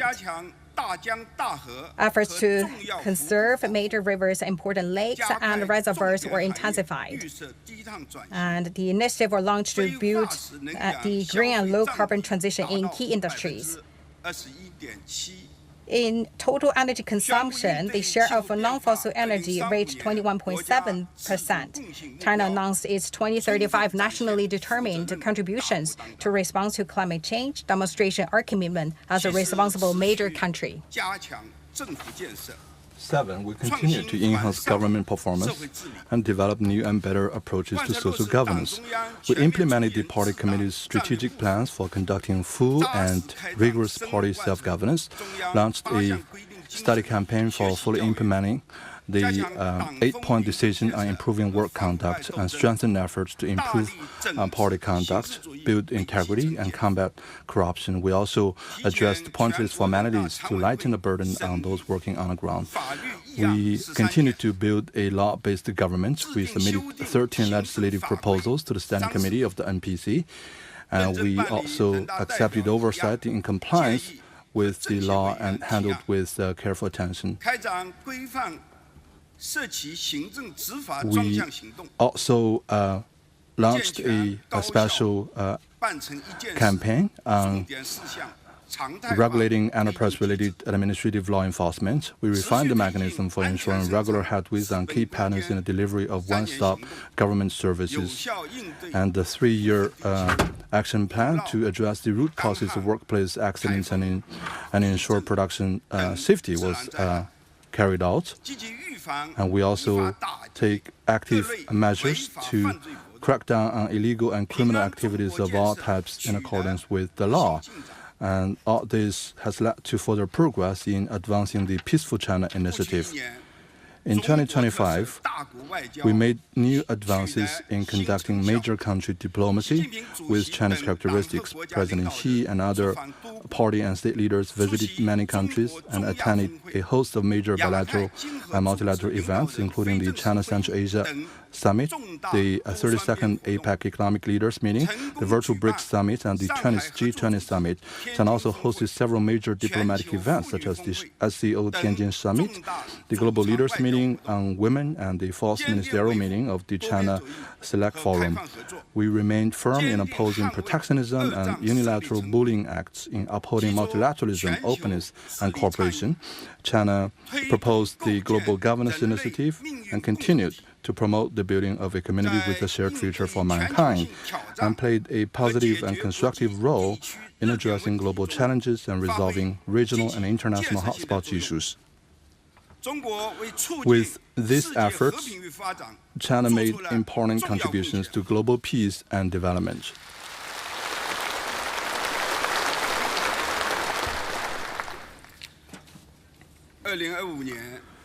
2025 marked the conclusion of the 14th five-year plan. Over the past 5 years, the CPC Central Committee with Comrade Xi Jinping at its core has rallied the people of all ethnic groups across the country and led us in responding to the once-in-a-century COVID-19 pandemic and other extraordinary shocks and challenges, and in securing major achievements in the cause of the party and the country.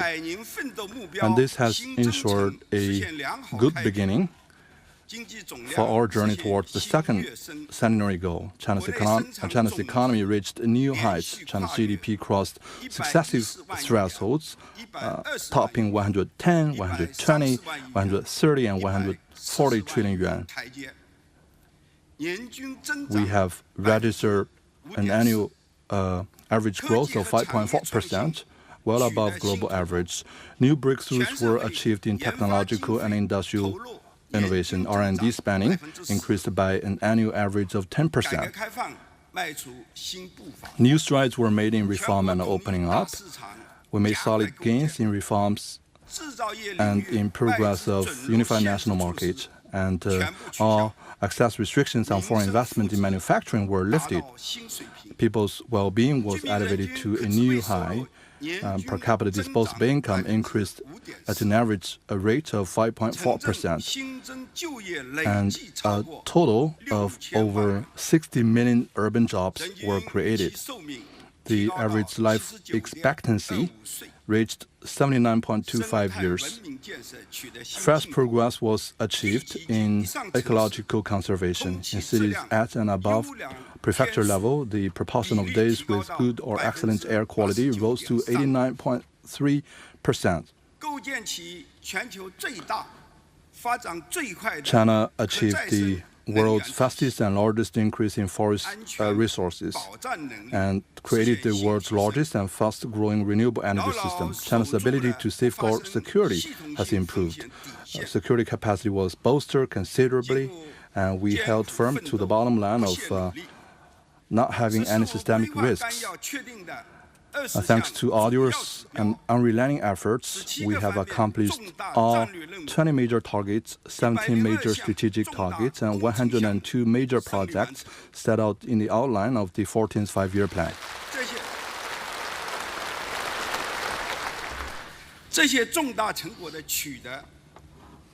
Fundamentally, we owe these remarkable achievements to the CPC Central Committee with Comrade Xi Jinping at its core, which has been at the helm charting our course, and to Xi Jinping's thoughts on socialism with Chinese characteristics for a new era, which has provided us with sound guidance, and to the concerted efforts of the whole party, the entire military, and the Chinese people of all ethnic groups. On behalf of the State Council, I express my sincere thanks to all the people and to all other political parties, people's organizations, and public figures from all sectors of the society. I convey our heartfelt appreciation to our fellow countrymen and women in the Hong Kong and Macau special administrative regions in Taiwan and those residing overseas.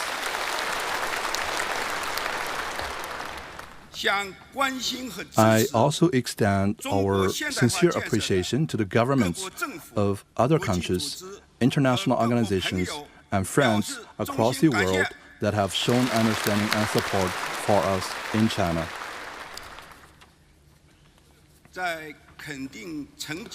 While recognizing our achievements, we are also clear-eyed about the difficulties and challenges we face.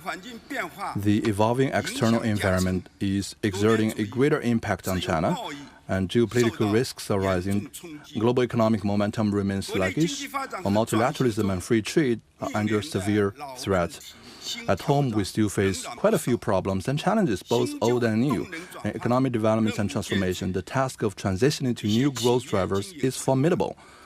Some enterprises, they are having difficulties running their business, and the government is having budgetary revenue issues. And there is still room for improvement in the work of the government. Some policies upon implementation have not delivered as expected. Some officials lack the ability and solutions needed to drive high-quality development. Some officials have a misguided understanding of what it means to perform well, and corruption still occurs frequently in some sectors and localities. While these difficulties are not to be ignored, we still have every reason to be firmly confident. The conditions underpinning China's long-term growth and its underlying trend remain unchanged. And China's advantages of political system and the fact that we are a major country are demonstrating, and we will surely open up even more promising prospects for China's development if we respond to these questions in the right way. Second, main objectives and major tasks for the 15th five-year plan period. In accordance with the recommendations of the Party Committee for formulating the 15th five-year plan period for national economic and social development, the State Council has drafted the outline of the 15th five-year plan for national economic and social development, which has been submitted to this session for your review. I will now brief you on the major indicators and main objectives. We have drafted 20 main indicators covering several areas. In the area of economic development, we cover structure, growth, and efficiency. In the area of innovation, there are altogether 3 indicators. In the area of public well-being, we have proposed indicators covering employment, income, education, medical care, health, elderly care, and child care. Altogether, 7 indicators in the area of public well-being. In the area of green and low-carbon development, in the fields of carbon reduction and pollutants control, there are altogether 5 indicators. In terms of security, there are indicators proposed in the fields of food and energy production capacity. With regards to major strategic tasks, the draft outline set out the major tasks in the following 4 areas. The first is pursuing high-quality development. We want to consolidate the foundation for economic development, centering on a modern industrial system with advanced manufacturing as the backbone. To achieve greater self-reliance and strength in science and technology, we must deliver advances in original innovation and breakthroughs in core technology. In the fields of advancing the Beautiful China initiative, we will further refine our environment. Second, strengthening the domestic economy. We must remain committed to exerting the inherent momentum of the domestic economy, and we will also focus on unleashing the great potential of China as a great manufacturer, and also build a unified national market, and also revitalize the initiatives of all the market players. We will also focus on dual circulation, make the most of all positive market elements. Third, advancing common prosperity for all. We would like to build a childbirth-friendly society, improve population service, develop education that meets the people's expectation, raise the average years of schooling among the working-age population to 11.7, move faster to both advance the Healthy China initiative and build a country strong in sports, raise life expectancy to 80 years, proactively respond to population aging, and increase the share of nursing beds in elderly care facilities to 73%, promote high-quality full employment, improve the income distribution system, and refine the social security system. We'll continue to consolidate and expand our poverty alleviation gains. Fourth, ensuring both development and security.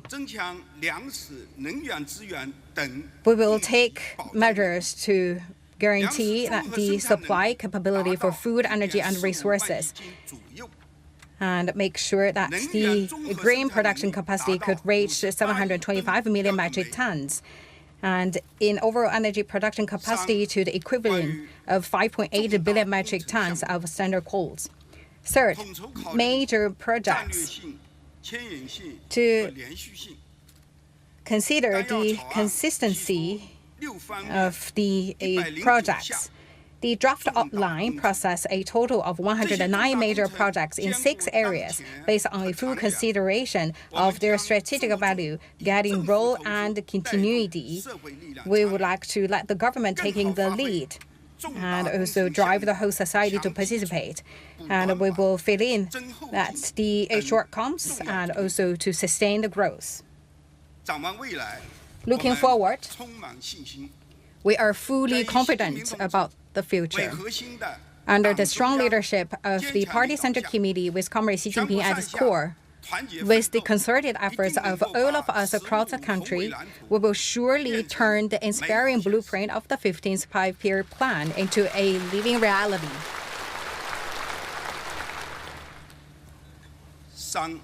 Part 3. Overall requirements and policy orientations for economic and social development in 2026.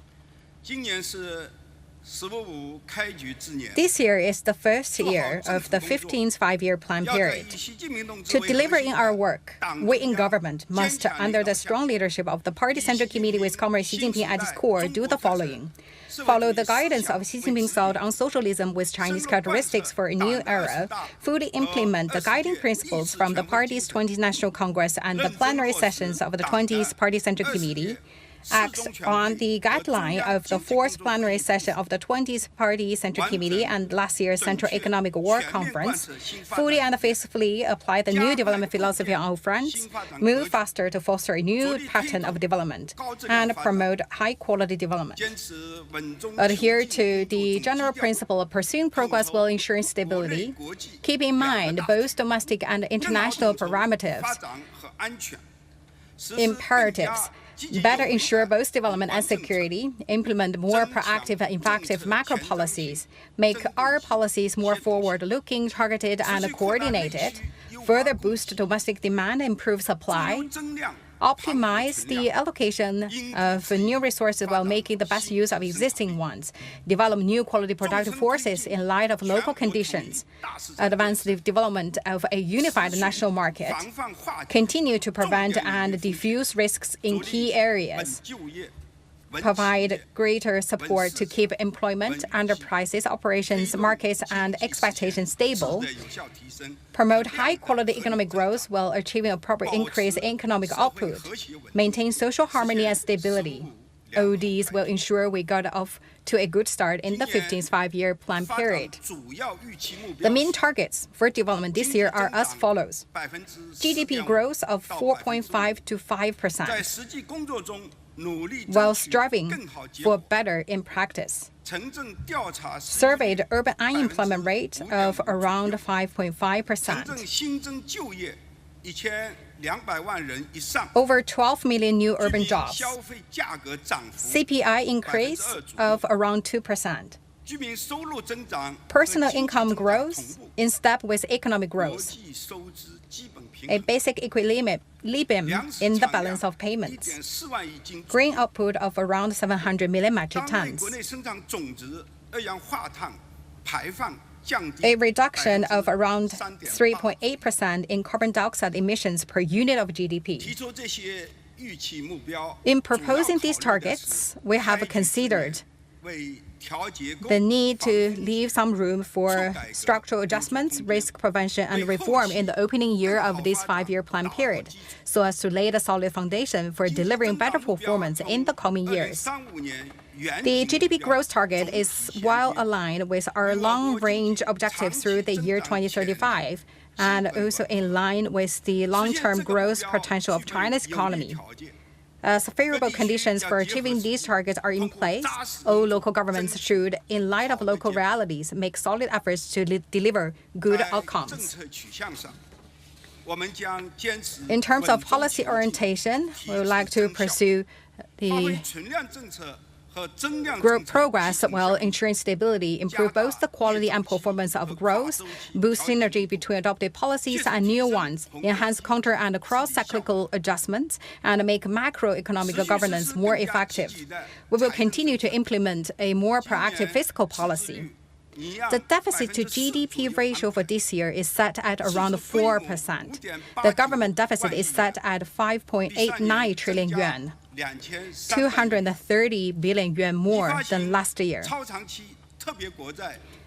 A total of 1.3 trillion yuan of ultra-long special treasury bonds will be issued to support two major strategies and two new programs. A total of 300 billion yuan of special treasury bonds will be issued to enable large state-owned commercial banks to replenish their capital. This year, 4.4 trillion yuan of local government special purpose bonds will be issued to support major projects implementation, replenish hidden debts, and also settle overdue payments owed by governments. We will continue to improve spending structure and make that the government spending, fiscal spending, in a better way to use. The central government will increase its fiscal transfer payment to local governments in order to make sure that at the primary level, basic living needs are met, salaries are paid, and governments function normally. And we will further reinforce financial economic discipline, strengthen budget constraints, and strictly control general expenditures. Every cent we save must be spent on solving critical development problems and meeting people's urgent needs.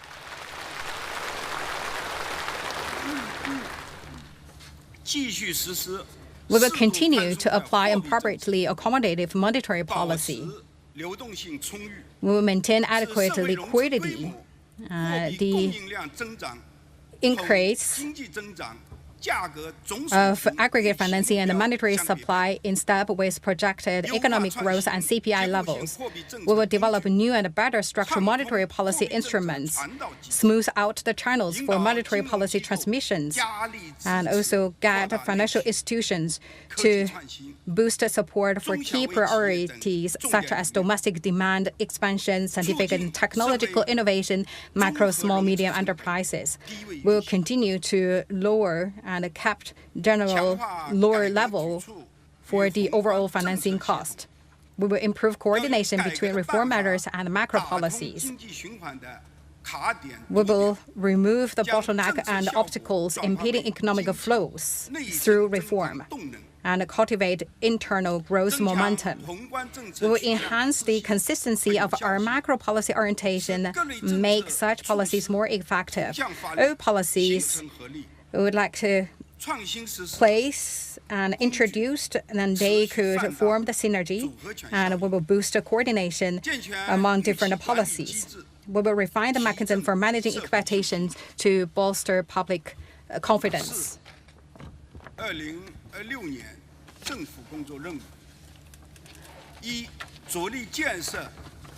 Fourth,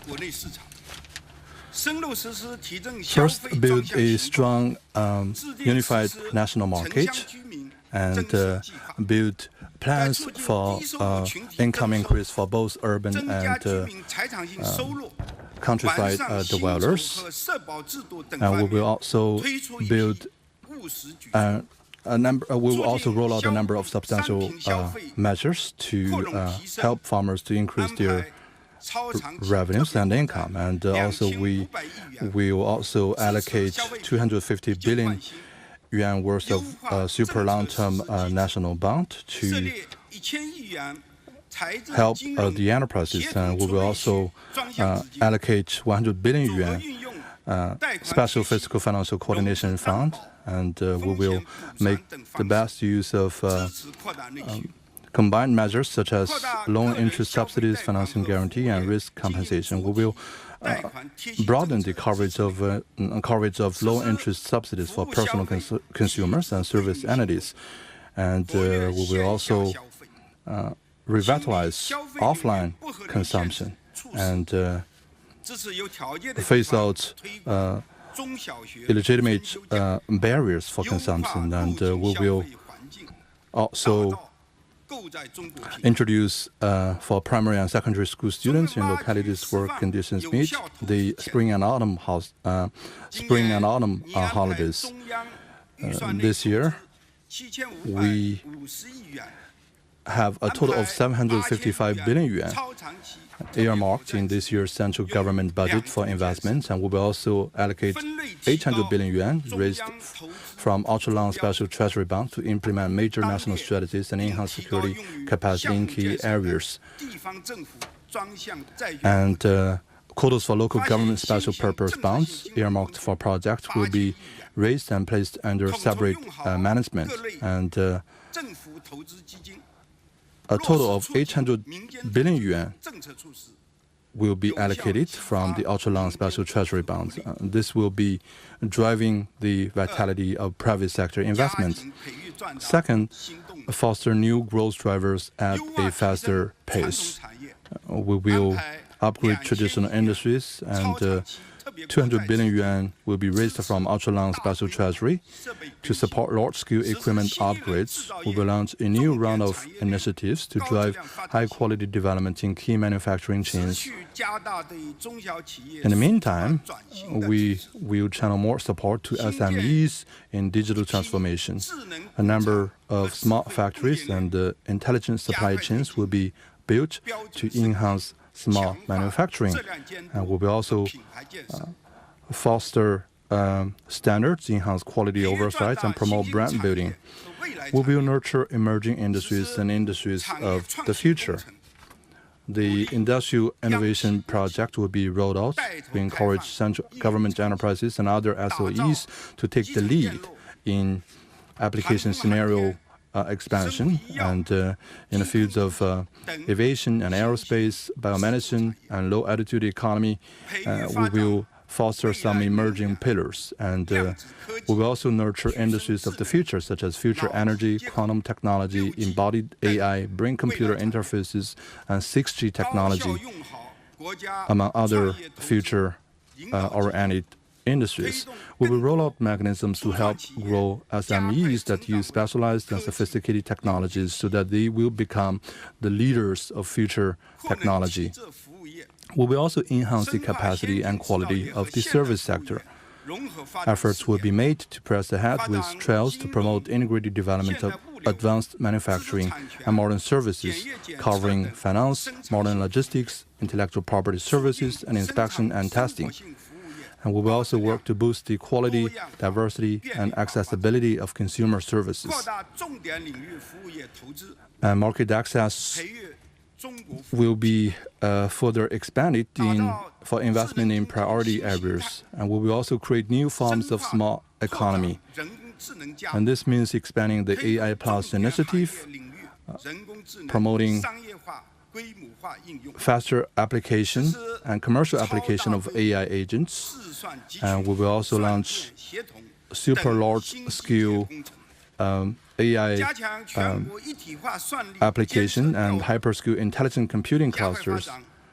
We will also develop satellite internet and build high-quality data sets so as to improve AI governance.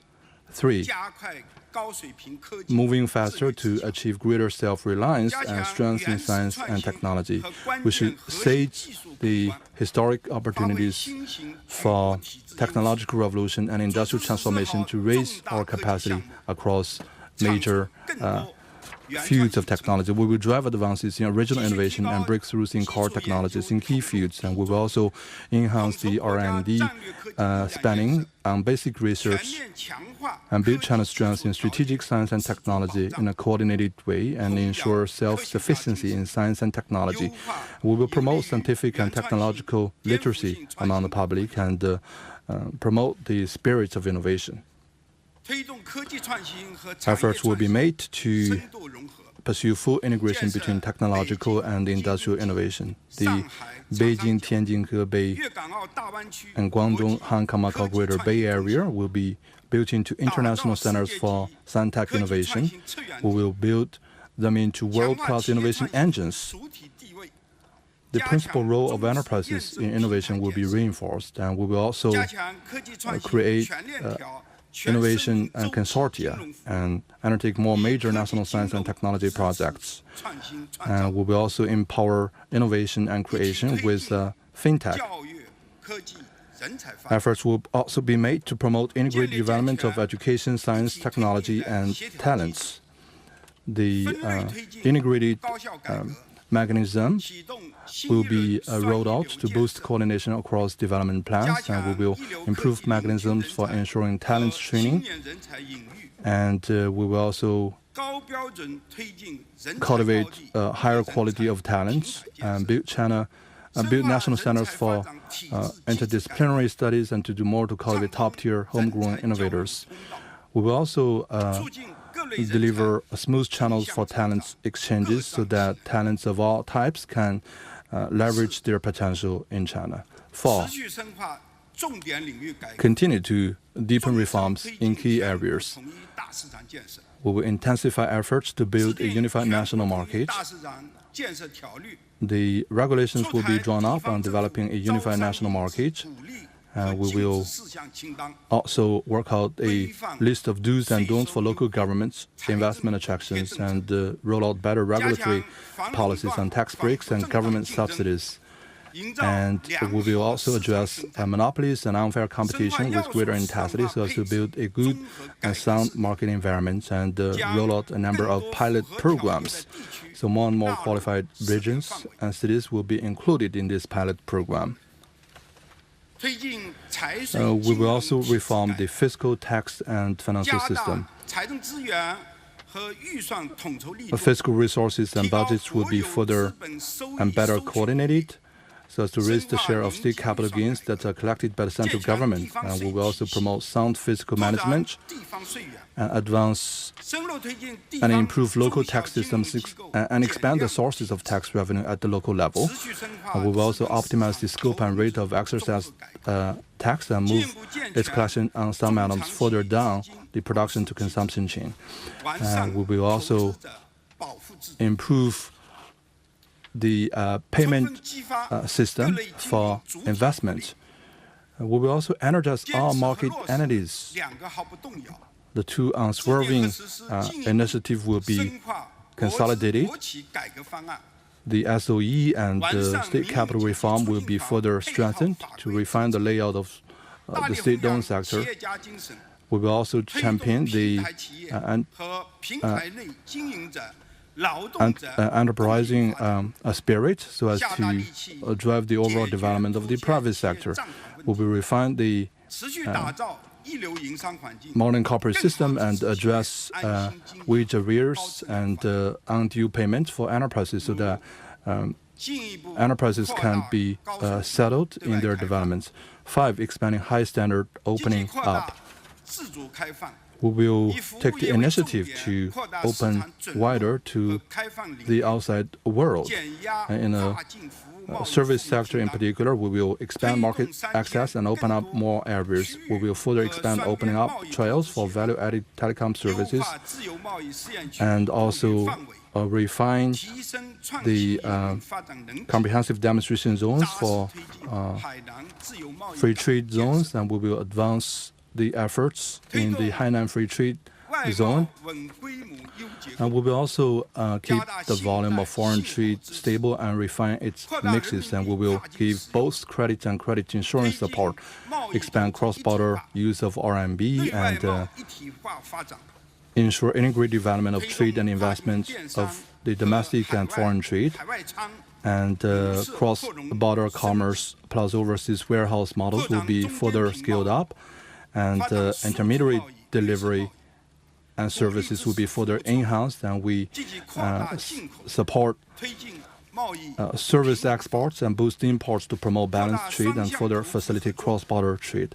We will also expand two-way investment cooperation. We will deepen reform of the institutional framework for promoting foreign investment and ensure national treatment for foreign-funded enterprises. A new edition of the Catalogue of Encouraged Industries for Foreign Investment will be implemented, and foreign-funded enterprises will be encouraged to reinvest in China and expand production locally. We will enhance services and support for foreign-funded enterprises, and development zones and industrial parks of all types will be better supported, and we will also guide the overseas distribution of industrial layouts and improve comprehensive overseas service. We will pursue high-quality Belt and Road cooperation, and this means strengthening strategic alignment with the Belt and Road partners and roll out a number of small but beautiful public well-being projects so that our development results can benefit more people. 6. Advancing all-round rural revitalization. We will always committed to grain production, keep a firm focus on grain production, and we will place equal emphasis on output and capacity, production and conservation, and output expansion and income growth. We'll step up efforts in the initiative to raise grain production capacity by 50 million metric tons and increase output of grain and edible oil stable. And we will continue to boost the seeds industry and also to grow the high-quality land and also boost development of the advanced machinery and maintain that the crop prices in a reasonable range. All localities should shoulder their due responsibility and make sure that food security is well guaranteed.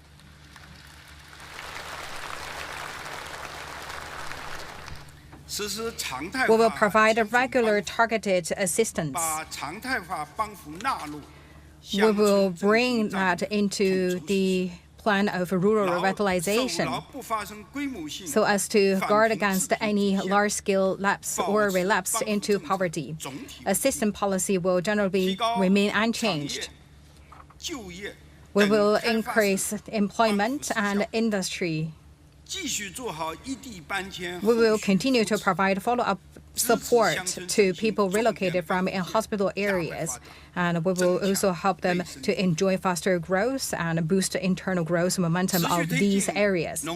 We will continue to advance rural revitalization and rural reform and development. Province-wide trials on extending rural land contracts by another 30 years upon the expiration of the current second round of contracts will be conducted across the country. We developed the local distinctive industries and help that the local farmers increasing their income. And we will also to improve the weaklings in the living environment, and so that we could build a beautiful and harmonious countryside for people to live and work in. 7th, advancing new urbanization and coordinated regional development. We will continue to promote a people-centered new urbanization.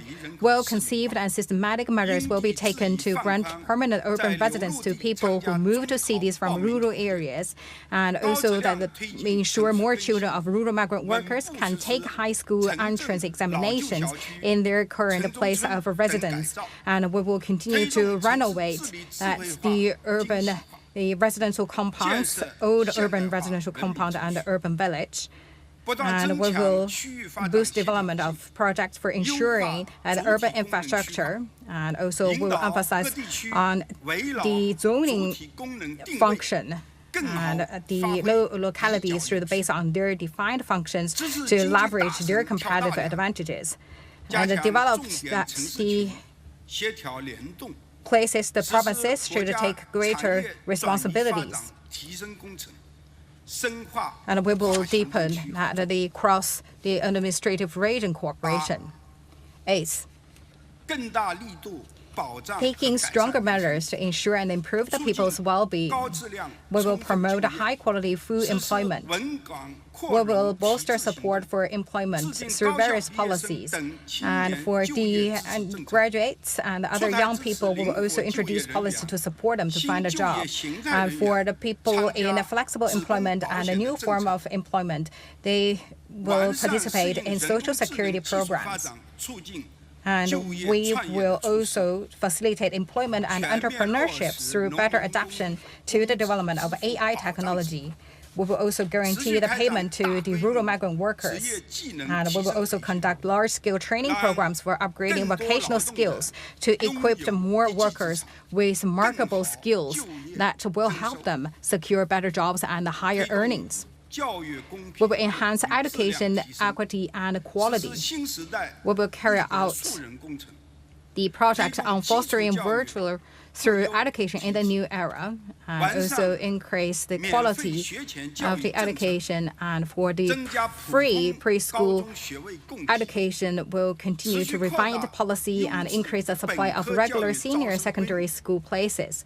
Enrollment in quality undergraduate program will continue to expand it. We will also enhance the school capability with distinctive features. We will also to build that system that the schools, society, and families collaboration together. And we will also make sure that the students and young people realize well-rounded development. We will strengthen basic medical and health services. We will deepen the reform of public hospitals to see that they better serve the public interest, and provide greater operational support for county, district, and community-level medical institutes. And we will also to optimize the position, the function of the medical institute. And we will also continue to ensure better medication continuity at primary-level medical institute. And we will promote preservation, innovative development of TCM. And the government subsidy for basic medical insurance for rural and non-working urban residents will be raised by 24 yuan per person. And we will continue to do the central procurement work. And we will also boost the high-quality development of innovative drugs and medical devices so as to better meet people's diverse needs for medicines and medical services. We will improve social security and the social services. Minimum basic old age benefits for rural and non-working urban residents will be raised by 20 yuan per month. And we will continue that the consistency of the social insurance transferring to different locations. We will also boost the development of rural, the elderly care services, and boost development of the silver economy. And we will also carry out a project to boost the rehabilitation service.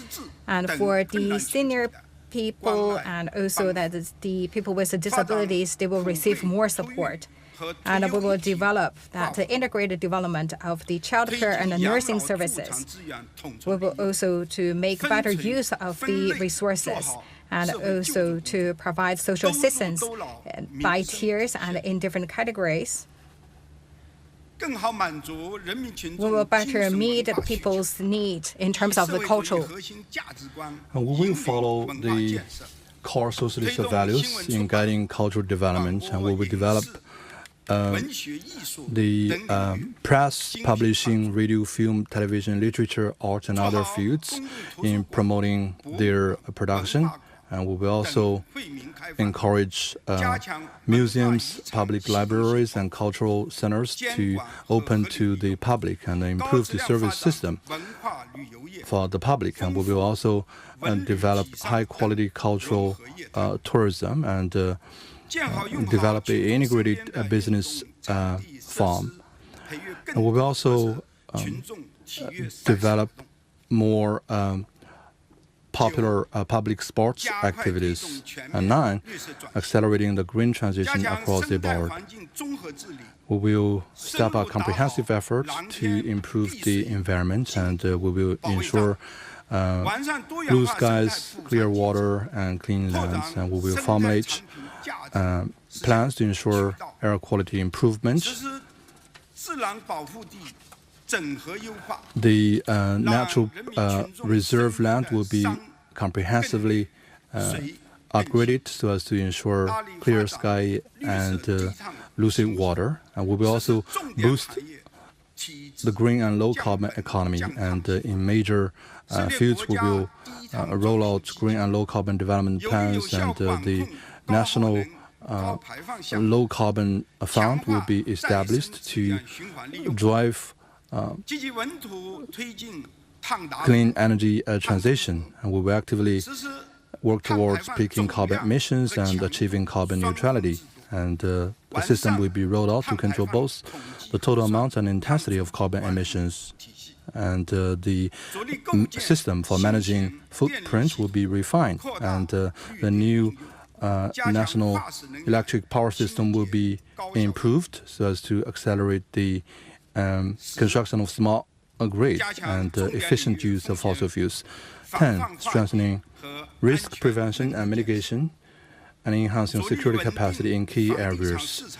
We will work to stabilize the real estate market, and city-specific policies will be rolled out to refine supply and boost demand. And we will take measures to engage in reforms of the housing providence and fund system.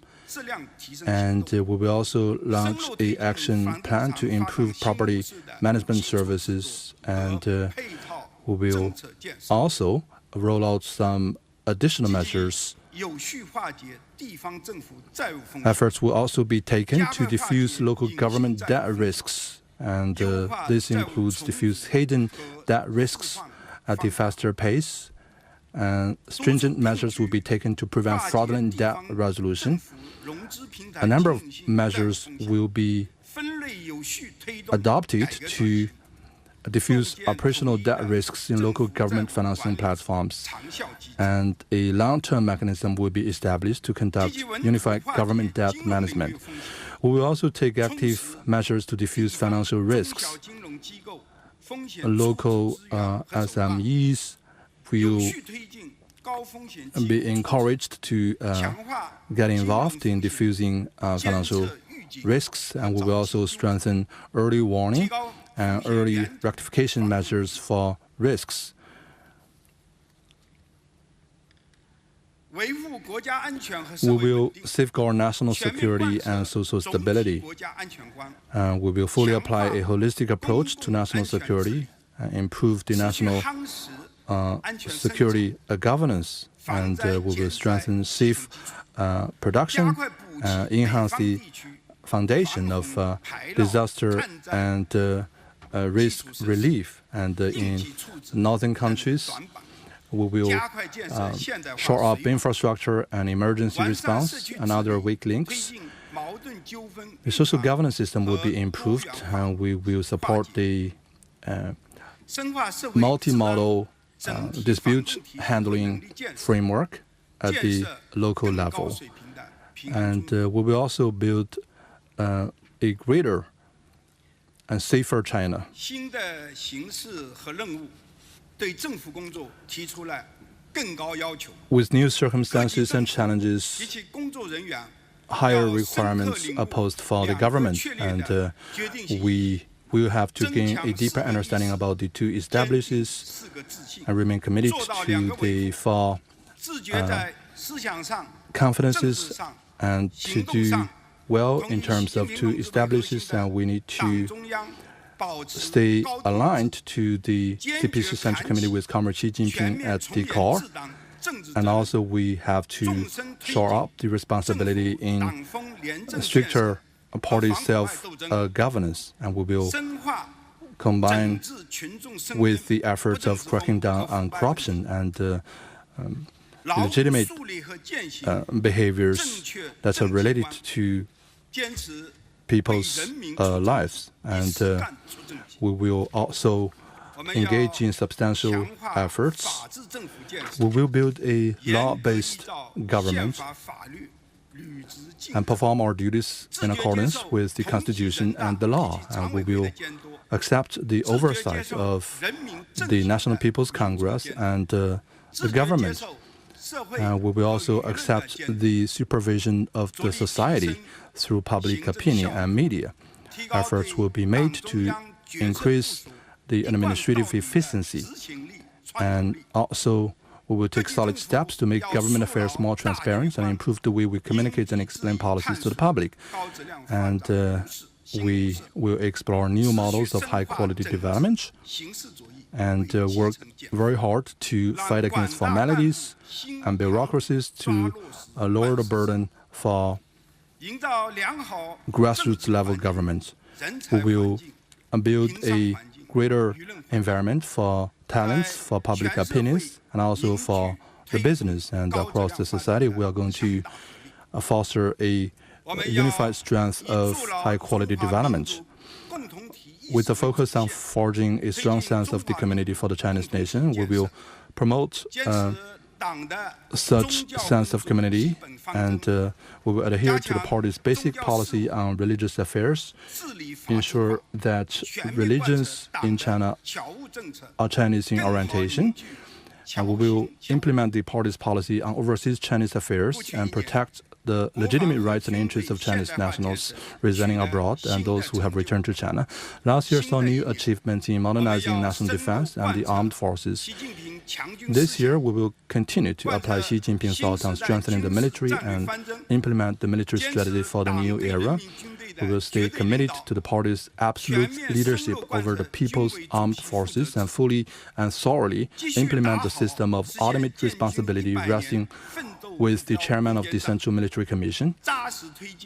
And we will improve military political conduct and make major strides towards the centenary goal of the PLA, and we will make solid gains in military training and combat readiness.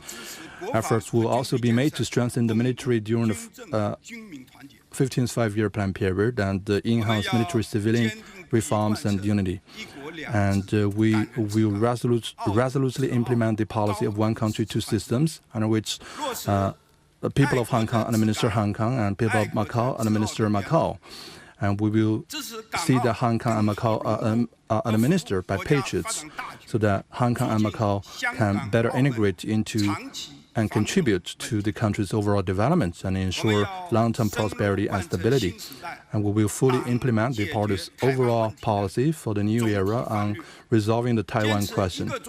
We will stay committed to the One China principle and the 1992 consensus, resolutely fight against separatist forces aimed at Taiwan independence and oppose external interference so as to promote the peaceful development of cross-strait relations and advance the cause of national reunification. We will stay committed to an independent foreign policy of peace and to peaceful development. And we will safeguard international fairness and justice. China stands ready to work with all members of the international community to promote the Global Development Initiative, Global Security Initiative, and the Global Civilization Initiative, as well as the Global Governance Initiative, so as to build a community of shared future for mankind. Fellow deputies, the blueprint has been drawn and the time for action has come. Let us rally more closely around the CPC Central Committee with Comrade Qi at its core, hold high the great banner of socialism with Chinese characteristics, and follow the guidance of Xi Jinping thought on socialism with Chinese characteristics for a new era. Let us forge ahead with one heart to accomplish the objectives and tasks for this year's economic and social development and get off to a good start in implementing the 15th five-year plan. Let us strive to build a great country and advance national rejuvenation on all fronts through China's modernization.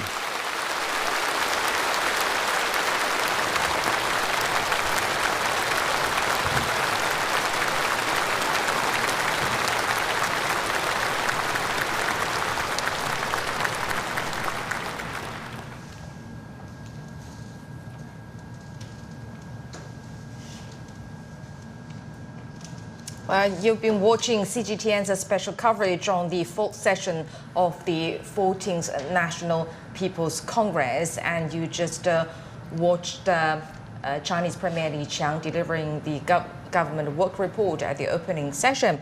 And in the report, he calls 2025 an extraordinary year with big goals met and also the 14th five-year plan cycle successfully completed, and the economic growth hits the 5% target, and GDP target mission accomplished in that way. And the report also highlights a rapid progress in some new technologies, from AI to robotics to quantum and homegrown chips as well, and major surge in EV products, etc.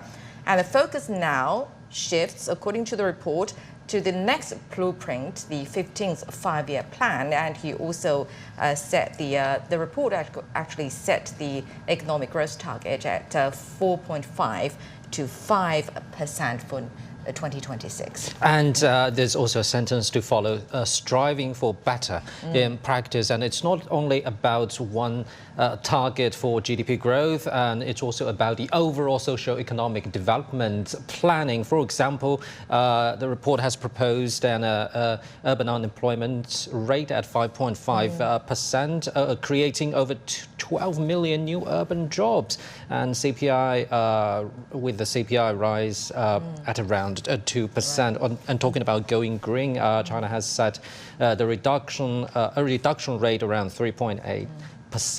In CO2 emission per unit of GDP. And it's not only about those numbers, really. It's about setting out a grand design with very specific and feasible action plans to carry out where in the the country is heading, especially toward a very complicated world environment in 2026. And for more analysis to unpack all those messages and signals from the government work report, Mr. Wang, well, of course, first of all, it's about the GDP target.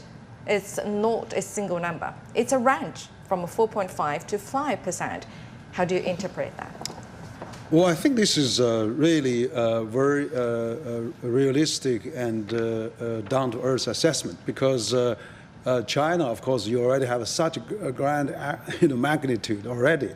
And each year, if you add 5%, it's basically adding another $1 trillion US dollar to the GDP, more than that. And then so I think now we're talking about from high speed to high quality.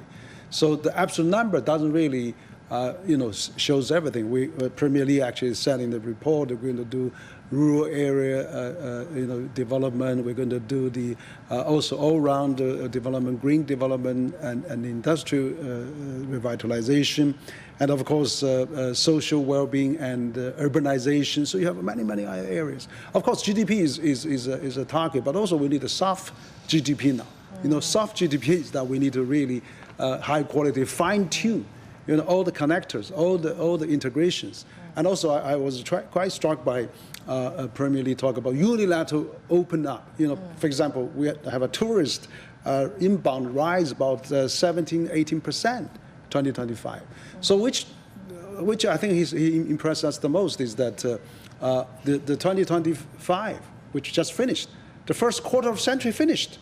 we'll have a very sound achievement there. And now we're starting a new quarter of a century, 2026, a new 5-year plan. So I think he emphasized a lot of 5-year plan. So those well-synchronized, well-rounded development are really important, and it means more than 5%.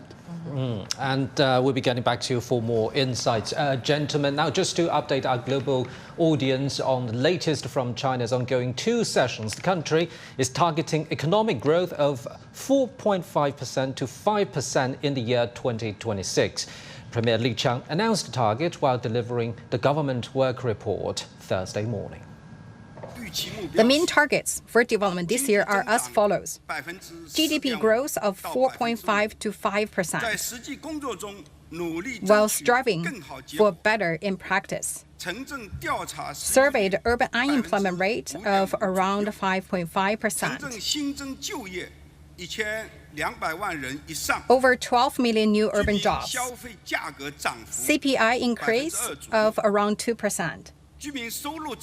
Personal income growth in step with economic growth. A basic equilibrium in the balance of payments. Grain output of around 700 million metric tons. A reduction of around 3.8% in carbon dioxide emissions per unit of GDP. Quite some crucial figures announced for this year's planning. Mr. Tangen, looking deeper, maybe beyond 4.5 to 5% GDP growth target proposed in the government work report, what do you make of all those other crucial numbers, for example, urban unemployment rate and creating new jobs? Well, this is an extremely dense, comprehensive report, and then this is going to take months to unpack as people try to figure out. But what you clearly see here is something that the government did during COVID. There are so many unknowns, so many headwinds, so many things to things. They gave a range. And they're doing the same thing here. But it also signals very, very clearly, and even these figures are an indication that the priority is always going to be the people. That it is not going to be all about the investment and just getting the economy going and assuming everything is going to be all right. They're saying that there is a framework. This is a socialist country. There are socialist goals. In terms of where the country is going. And you can't do that by just saying, oh, well, let the market do what it wants. It doesn't work that way. And for China, you heard about living and employment. Those employment numbers are high, but very realistic. Just like other assessments he made about the difficulties, the fact that corruption exists, that you need to get government employees to actually do more, rather than say, I did nothing, so I did nothing wrong. So, these are the types of things, realities that are there, that are kind of buried into a lot of numbers. And, as I said, it covered everything that you would want to cover in a society, from, children being born to the elderly. So, as I said, the overall impression I hope people take away from this is that the government has a comprehensive plan that goes beyond economics. Right, and China is the second biggest economy in the world, so slight change to the GDP number would mean a lot. We'll get to that later. Now, for more on that, let's cross live to our colleague Tian Wei. She's standing by at Great Hall of the People in Beijing, and she's been following all the developments very closely. Good to see you there, Tian Wei. Walk us through the government work report's highlights. Right. The Chinese Premier Li Qiang just delivered the government work report. Certainly that is the attention of not only Chinese 1.4 billion, but also all of the world. We have seen something that is very obvious out of this report. One is realistic assessment of China's reality and the world's reality.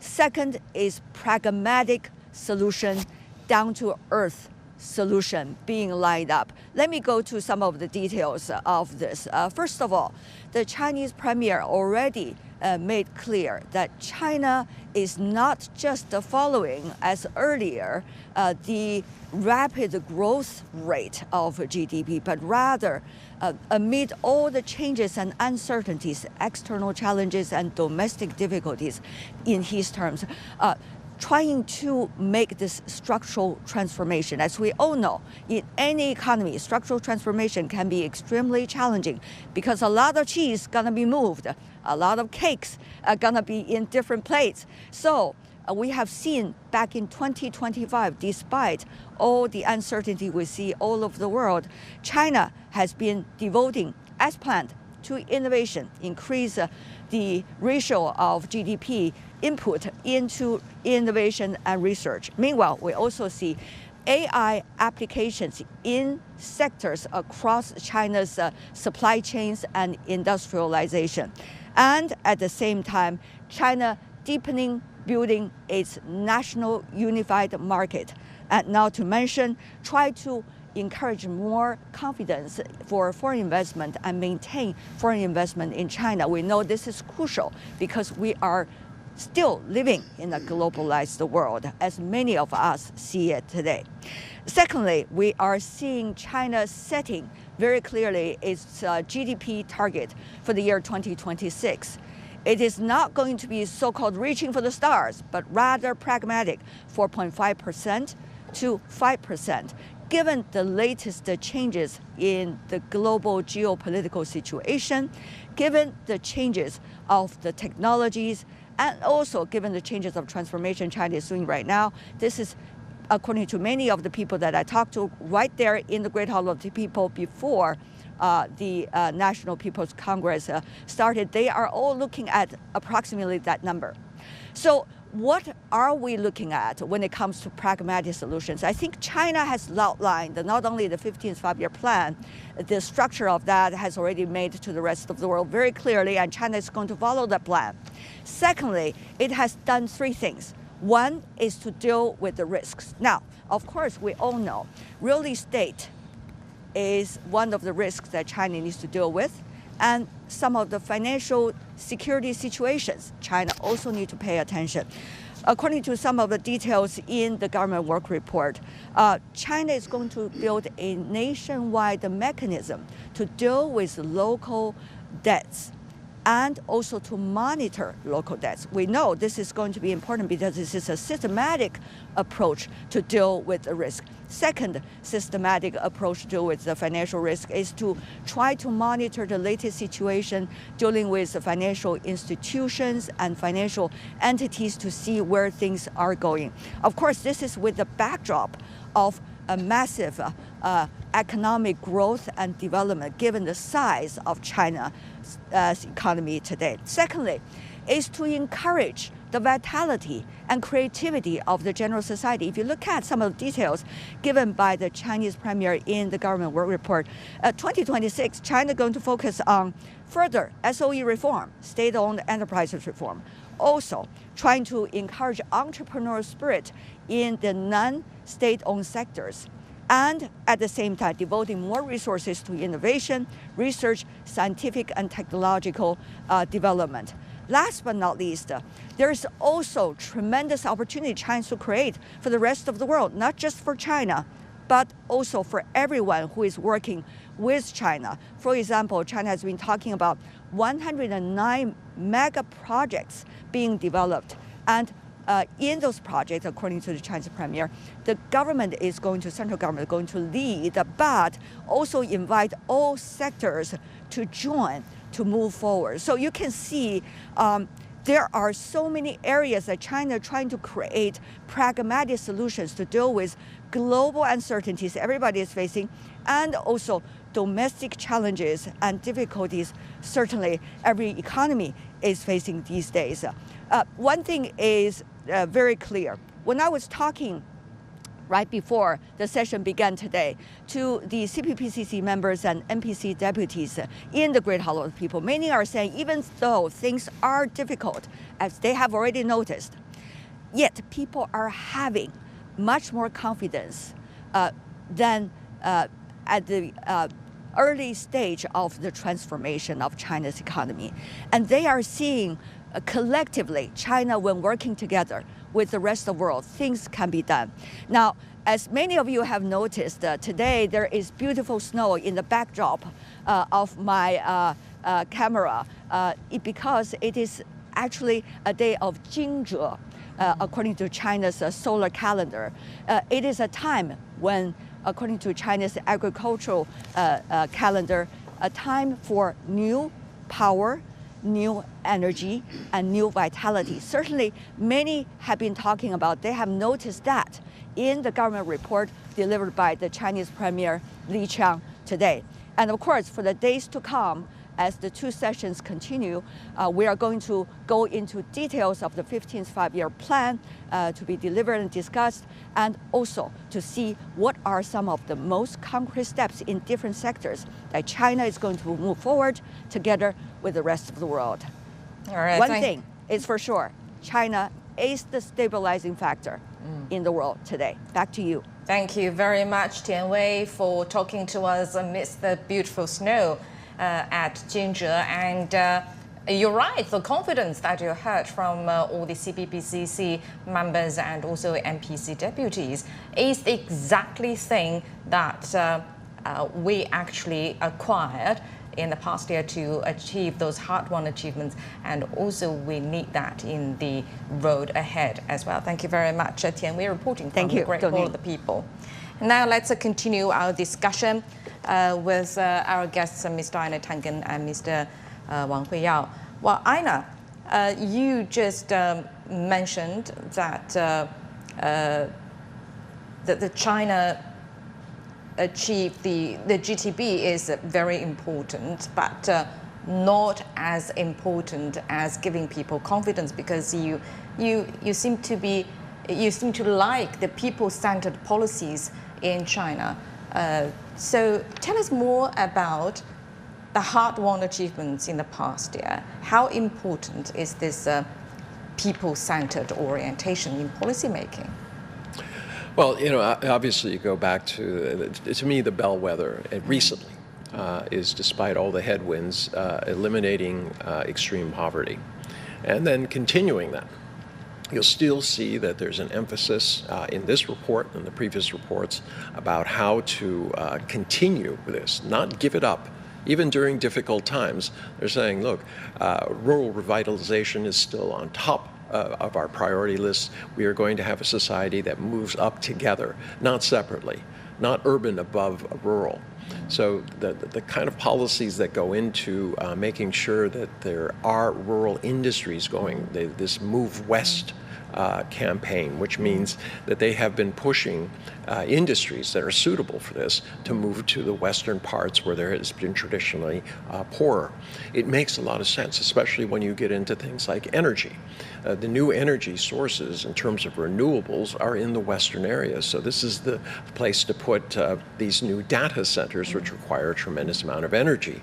But it also creates a lot of jobs out there, opportunities, technology. It brings a new aspect to areas that had long been ignored. And these are the types of things going. There's a lot of concern about university graduates, but it's not just saying, oh, what do we do with them? They mention that they're going to have specific policies to make sure that these people are doing productive things. The economy you cannot control completely.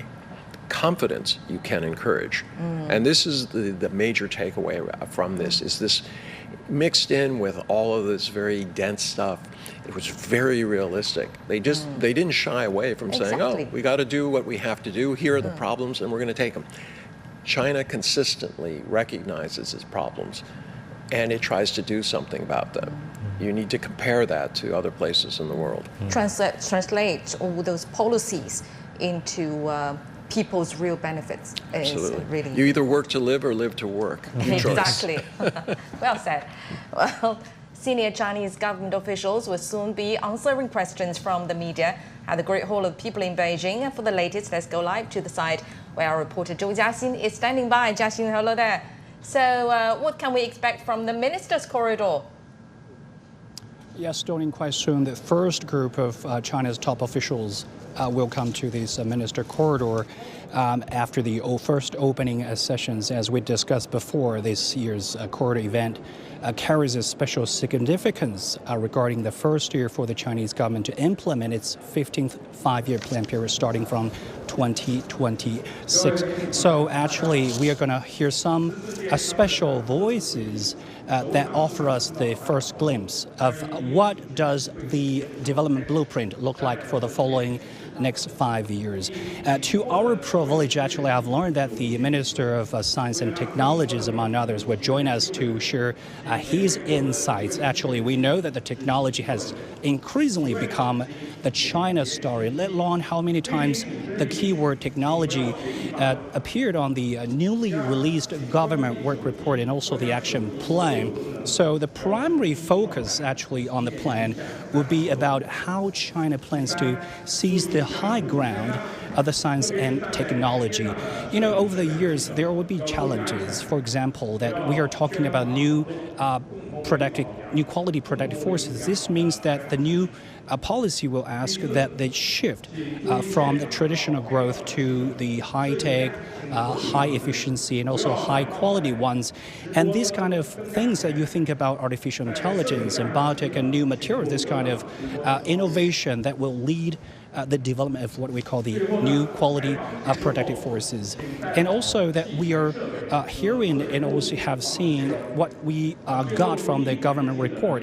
It also encourages more companies to drive the innovation, not just waiting for the scientific findings. So that's the reason why the plan put the companies as center. And also, we encourage that the companies will just join the team to bring through those bottlenecks and meet the rising protectionism. So what does it look actually on the ground? Because we're talking about those strategic areas, for example, like integrated circuits, the industrial machine tools and the high-end, instruments. Those technologies that China need to master to face the new innovation areas. And also, when it comes to artificial intelligence, and China will also continue to advance the AI Plus initiative, which means that the AI technology will be applied to every sectors, manufacturing, finance, and healthcare. So this is also a push to try to move China's economy onto a new track, not just driven by scale, but driven by the quality and innovation. And we're going to hear more policy details from the ministers. Back to you. Thank you very much, our reporter Zhou Jiaxing at Great Hall of the People. And China will step up efforts to achieve a greater self-reliance and strength in science and technology. China will drive advances in original innovation and breakthroughs in core technologies in key fields. We will drive advances in original innovation and breakthroughs in core technologies in key fields, and we will also enhance the R&D spending on basic research and build China's strengths in strategic science and technology in a coordinated way and ensure self-sufficiency in science and technology. We will promote scientific and technological literacy among the public and promote the spirit of innovation. And now let's get back to our two guests. Well, Mr. Wang, let's look at the composition of the economic growth, not only for last year, which is a hard one, according to Premier Li. We overcome a lot of difficulties, but we also there are also new parts of the economic growth emerged. For instance, the AI, the robotics, and the green technology, etc. All new parts. New members of the family. So how do you see the expansion of new development? Well, I think this is very significant, because, China was in the last 47, 45 years or 48 years of opening up. We seem to open up and then follow up all the innovations. But for the last 5 years plan, China start to really surge as a new innovator on the world stage now. For example, we talk about EV now, right? I mean, the green globalization. China's renewable energy is already account about almost 60%. And China, the Premier mentioned in the working report, we have the 60 million EV cars and also 20 million charge stations. But some would argue that expansion is too fast. We are seeing robotic humanoid robots dancing on CMG Spring Festival Gala, entertaining people even. Yes. Are they going to take place of humans well, I think taking their jobs, for instance? Well, yes or no, because certainly China now, we still have challenges. Like we have a few million people born than the people who than the people who passed away now, right? There's a deficit for the population growth, but then the humanoid and the robotics certainly probably can play some of the supplementary role in making up the shortage of manpower. But what I want to say is that basically, you see, in the 19th century, UK led the globalization by steam engine, that is water inventing the locomotive. And then 20th century, US led the globalization by semiconductors, electricity, Edison invented that, and also all the internet stuff. 21st century, China led its green globalization because you see that is where 70% of global renewable energy coming out of China. China is the largest EV car producer, EV, wind power. And the largest market for robotics. That's right. Also, AI and the DeepSeek and all the things. So I think that the new quality productive forces is going to boost the confidence and also the catch up of the advanced technology. So China now, it used to be Internet plus. Now it's technology driven shift for the next 5 years plan. So that is really important, and that is going to benefit the world. And talking about China's sci-tech advancement, Mr. Tang Yan, just as you mentioned earlier, the government work report has been very realistic about challenges ahead, and talking about self-reliance on core technologies. We know a few countries, especially a few major Western countries, are trying to choke China's technological advancements by holding on to some key technologies. How could China maintain on its way of self-reliant technological advancement while keep its opening attitude in not only technological cooperation with the outside world, but according to the report, institutional opening up? Okay, so you have very different ideas about things in the kind of capitalist versus socialist universe. So in the capitalist, you say, well, I'll develop something and then you have to buy it from me. And if I can, I'll become a monopoly or part of an oligopoly and I'll increase my benefits. And I don't really care what happens to you. That's not how a socialist economy works. It says, well, the economy is for the people. And we're doing this. Now, going back to, what does this mean? You have robotics, all these things. People are overlooking the fact that we have three economies. One is, what do I need to live? Two, what do I need to live with other people? Right. All right? So to the extent that you can accomplish those things with less labor, it results in more productivity. There's more money in your pocket. And that's the third economy, choice. Whether I buy, a $1 T-shirt or a $100 T-shirt with a logo on it, that's my choice. And this is where we are today. And the digital economy is making that possible. There are so many repetitive things that don't have to be done anymore by individuals, taking away, the kind of dangerous, boring work that's out there. Now, there will be new opportunities. A lot of it will be design, it will be customization. There are so many things that will be brought to us that allow us to get away from the kind of mundane parts to something that is much more interesting. And I think that's a really bright future that people are looking at. And this is something that China is actively pursuing. And yes, of course, there are always those who say, well, the crab pot, I don't want you getting higher, I'm going to pull you back down. Well, it doesn't work. Quite frankly, China has already shown that in areas where other countries are trying to suppress or deny China access to what it needs. China has simply said, look, we're going to develop it ourselves. But most interesting, going back to your issue about, is this creating a new model where China will simply replace other dominant countries? No, because China shares its technology. We saw that most vividly during COVID.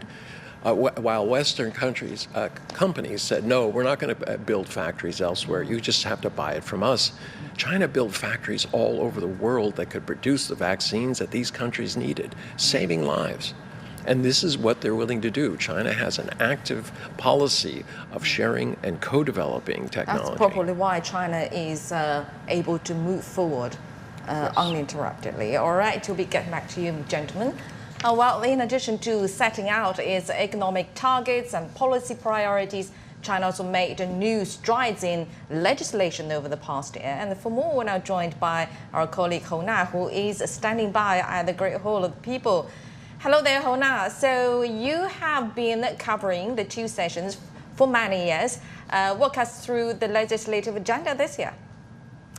All right, hello, Dongning and Pendon, good to see you. Well, as you've mentioned, apart from economic roadmap and priority setting up for this year's two sessions, one important thing is the legislative agenda also holds special significance, as 3 pieces of landmark legislation will be up for deliberation by the lawmakers during the two sessions, which will be shaping the country's legal landscape for decades to come. Let me break it down for international viewers. First, the Ecological Code, which is the second codification effort after the Civil Code of 2020. It is not merely an update. It is a systematic combination and integration of over 30 laws and regulations concerning different areas of the environment. You know, the air, water, soil used to scatter around different kind of laws and regulations, and now it's systematically integrated. You know, by codifying these laws from ecological conservation and pollution control to green low carbon development, by codifying all of those laws, China is sending a clear message to the world that its ecological civilization is now institutionalized to its highest legal level. And the Beautiful China initiative is not a policy rhetoric. It is now a legally binding document. And second is the National Development Planning Law. You know, for years, China has relied on its national development planning to guide its social and economic development. And those plans, you know, the 14th five-year plan, and we're now at the first year of the 15th five-year plan, those plans have made remarkable progress and have become almost legendary. Look at those, you know, high-speed rail networks, massive urbanization, and poverty alleviation at unprecedented scale. All of it mapped out years in advance. But here's the thing, you know, the entire planning system operated without a dedicated legal framework. And that's why this new law comes in. You know, this new law, you know, systematically institutionalized all those past experiences, the successes, the adjustments, the refinements, and put it into the force of law. You know, the third is the national unity law on promoting national unity and progress. Given this very complicated global ethnic dynamics, you know, China aims to draft this law to forge a sense of unity and progress among its Chinese nation. So by codifying those 3 pieces of important legislation from ecological conservation, ethnic unity, and macro governance, you know, these laws has provided a legal triangle to provide a legal architecture for Chinese modernization. And of course, CGTN will be watching closely here at the Great Hall of the People in Beijing. And now it's back to you in the studio, Dongning and Pendon. Thank you very much, our colleague Hona at Great Hall of the People in Beijing.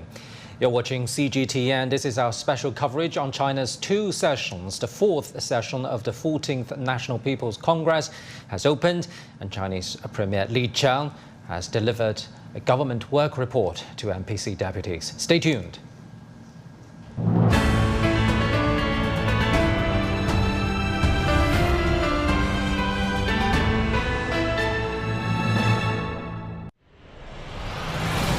Embarking on a new journey of China's 15th five-year plan. Amid a rapidly changing global landscape. Embracing high-quality development. Driven by innovation and sustainable growth. It's China's political season. The country's top legislative body, the NPC, and top political advisory body, the CPPCC, convene in Beijing. How are policies responding to people's expectations for a better life? And what's new on the agenda? We get their voices and put those questions to lawmakers and political advisors. Follow CGTN's 2 sessions coverage to track the decisions shaping China's path forward.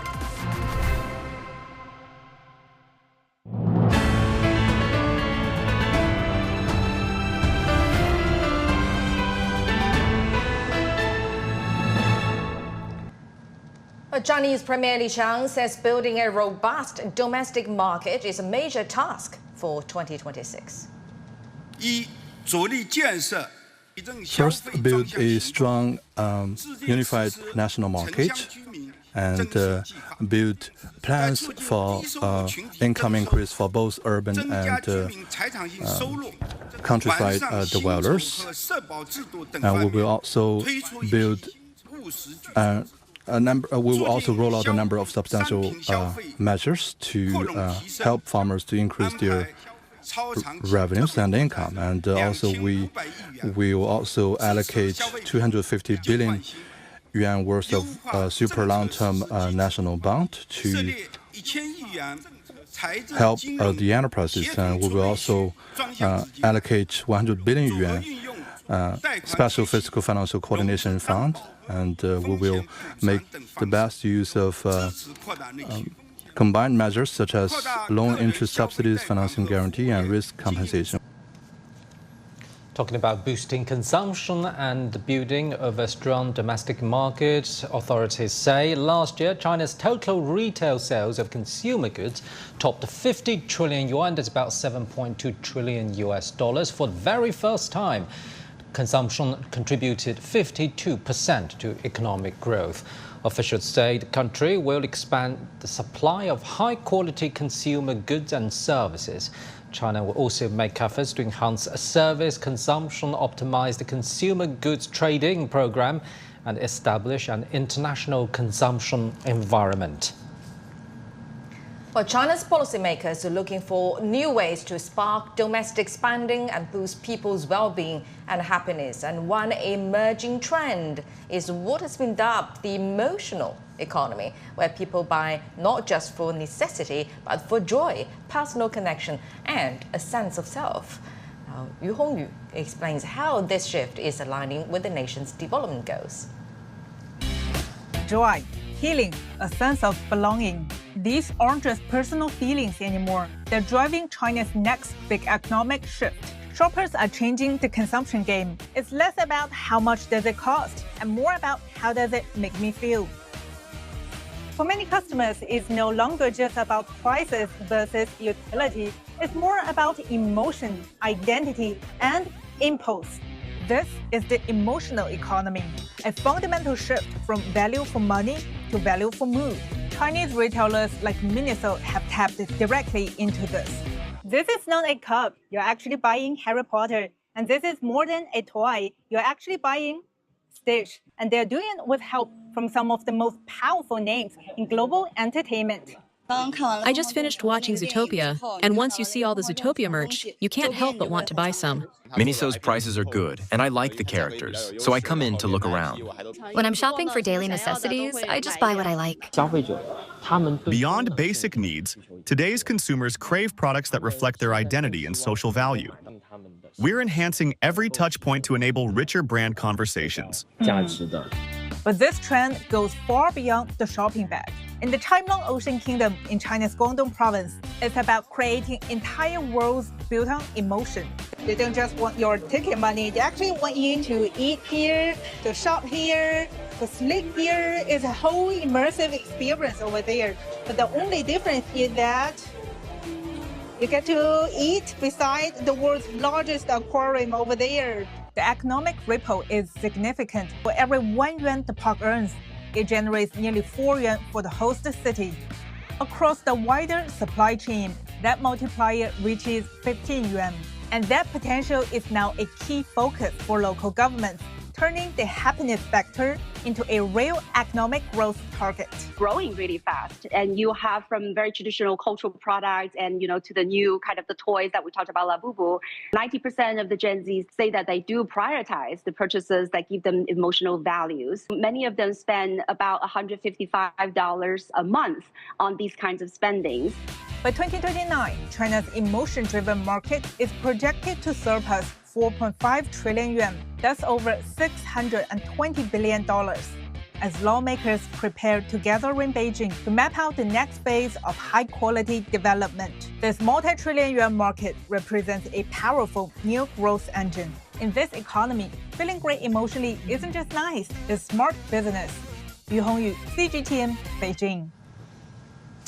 All right, now about this trend of new interesting trend of buying mood and buy experiences through traveling, through, they prefer experience and mood over products themselves. I'm gradually, although I'm not that generation, but I'm gradually understanding that. For instance, I could, buy an air ticket to Chengdu and buy a ticket there to see the panda just for this trip. I wouldn't by no means do that before, but I will now, because I'm having a lot of more choices than I could ever imagined before. So how do you see, Aina? How's your observation of that trend in China? How would that reshape the consumption portion in a whole economic growth? Well, we were talking about the choice economy, and that's going to be the big one. But it's about experience. In the old days, I mean, so many people would tell me they go to Europe. What do? They got on a bus, they stopped for 5 minutes at some place, took pictures, got on the bus, went to the next place. And they go to 20 or 30 places, but did they experience it? No. And this is real different. People are less concerned about, the brand as the feeling. And what I mean by that, it's not the logo on your shirt anymore. It's kind of the association that you have with La Bubu or, whatever soft toy is popular at the moment. But this is a tremendous shift in how China is basically buying. And the whole world is going to pay attention to this. I mean, the experience economy has been fairly mature in many places around the world, especially as you get into the upper income areas. That's what I'm actually having. I need to put question mark on that before your explanation, because buying mood and buying products, which is some mature way of where our economy is going. Well, the mood and the products are kind of one piece. I mean, any video game now sells merchandise, they sell in-game things, they'll sell experience, Harry Potter, all of these things. These are the things that attract them. But there is a balance to this. I'm hoping that, it's not just how you feel about yourself, because selfishness is not a societal goal. It is really about how you make a better environment. I mean, I've been very impressed during times of hardship within China, the generosity of even young children, like during the earthquake, giving their spending money to that. That's also a mood. That really makes you feel good when you are able to do something for somebody else. If you're willing to volunteer, go to a school in the remote areas, bring books, be a teacher, be an example, be a role model. That's also an experience, and I think that's in some ways as valuable or more than buying a cute fuzzy toy. Well, Mr. Wang, going back to the big picture of boosting China's domestic demand, I think we need a clarification here. Encouraging consumption is not simply asking people to spend their money, right? Because that's exactly why we're seeing in the government work report, it's about a very comprehensive fiscal basket, if you will. It's about the fiscal support from the government. It's about wage distribution, a better wage distribution, and it's also about like all those experiences and services you just talked about. Help us understand this possible virtuous circle, if you will. Well, I think it's all connected, all intertwined, because China now has 400 million public to 500 million middle class now. And then that is actually corresponding to the environment we're in. We're in the digital environment. There's 1.2 billion smartphone users. And then we have all the AI, all the, all the software and all the social media. Incredible. So that all has created a very dynamic environment.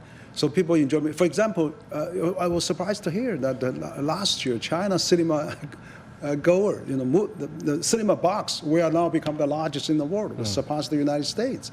So you see, people have television, has their mobile phone. Why they still go to cinema? They just want this kind of environment. And then also, I think the younger generation, of course, now is much more diversified. no longer have just one thought and one value they have. So they are diversified, and then can really chase for their happiness and emotional quotidien, and then they really want to have more happiness among themselves. So I think the whole society has gone up now, and so all the environment, all the technology, and all the stability that we're getting out of this COVID syndrome that a few years ago. Now we are all, felt, China has so many things boost up our mood and our spirit and our confidence. And then so people really, so that is really crucial. So people willing to spend more now because they feel security, feel happy, and feel, what's, after all, we only live for so long, then let's really, give us a good time. So this is really the changing of the mood. Because if you have a stability, of course, the only thing worrying now is the war is in turmoil. China is oasis, but I think, we have to become an anchor of the world economy and stability. So it's important that Chinese people have this upbeat mood now, and that is really a great shift from where we get out of COVID. All right, thank you very much, gentlemen. We're getting back to you in a moment. Premier Li Qiang says China will expand high standard opening up. We will take the initiative to open wider to the outside world.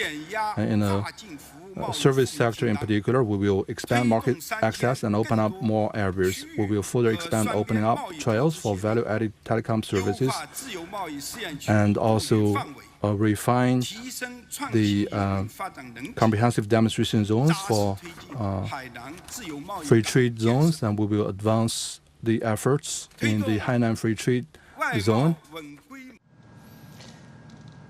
Talking about high quality opening up, perfect timing for us to cross live to Shanghai, and our reporter Wu Bing is standing by there. Wu Bing, bring us up to date.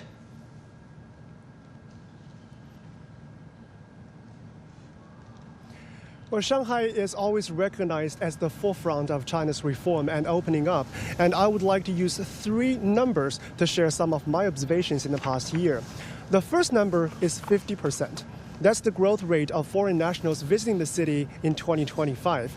Shanghai now becomes the top destination for foreign visitors in China. And in 2025, over 7 million foreign trips are made to the city. And what's behind this achievement is that China's visa-free policy. And now, around 50 countries in the world can come to China without a visa, and it's much more convenient than in the past. The second number is 16.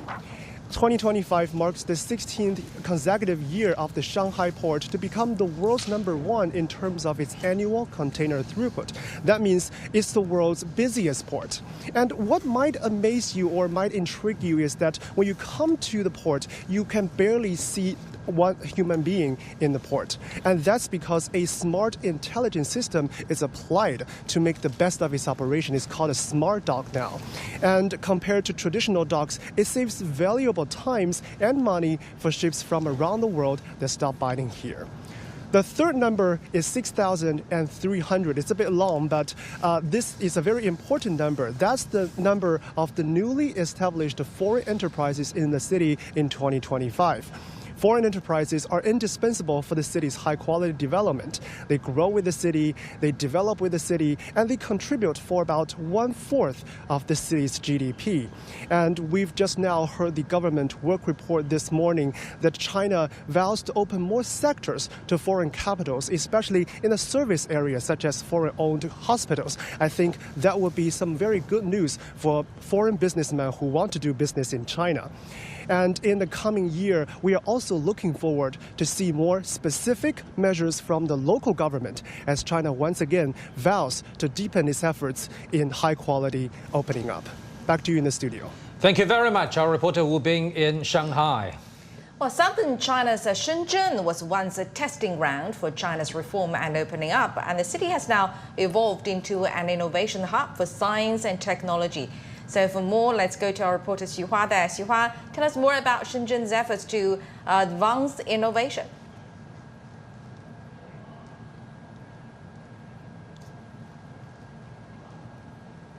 Well, hello, Pandeng and Dongning. Yes, today we are tuning from one of the world's most dynamic tech hubs, Shenzhen City in South China. It is known as the home of many giant tech companies like Huawei, DJI, Tencent, and BYD. But the city has just released its government work report for this year. And when you look at the numbers, they are nothing short of astonishing. Let's break it down. First up, innovation. According to the latest data, in 2024, Shenzhen's total R&D spending hit a record 245 billion yuan. That's around 35 billion US dollars. And that makes it the highest of any city in China. And here's the key driver. Over 93% of that investment came from private companies. So that means this isn't just the government-led growth. It's the private sector firing on all cylinders. Now, let's take a look at the manufacturing.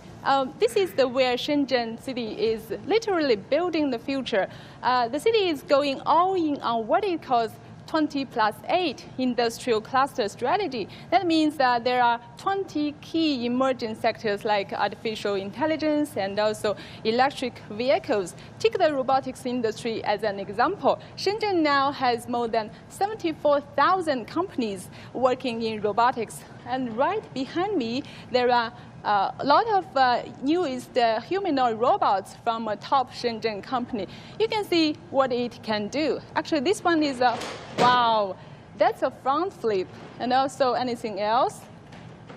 And he can also do some boxing moves. Actually, I still remember during an interview 2 years ago, the robot could only walk a very simple steps. So you can really see how fast Shenzhen's tech companies are growing. And so what's next for Shenzhen? The city's 2026 target is to grow the AI industry by more than 10%. So to get there, Shenzhen is pouring all kinds of resources into core technologies like AI chips, algorithm, and foundation models. So you can really see Shenzhen isn't just building the future, it is building it fast and building it at scale and at speed.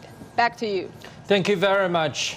Our reporter Xu Hua in Shenzhen, and that humanoid robot is very camera savvy and it tries so hard to get into the frame. Now, turning to the big picture, during the 15th five-year plan period, China will expand institutional opening up, uphold a multilateral trading system, and jointly advance high-quality belt and road development. In line with this, China's overall development of inland waterways is also undergoing a quiet transformation. As 2026 gets underway, the 134-kilometer Pinglu Canal is taking shape, linking inland regions to the Beibu Gulf and connecting them to Southeast Asian countries. Xu Xingchen takes a look. Follow me as I climb this steel and concrete tower, 80 meters high, rising above the construction site. From here, you can truly grasp the scale of what's being built.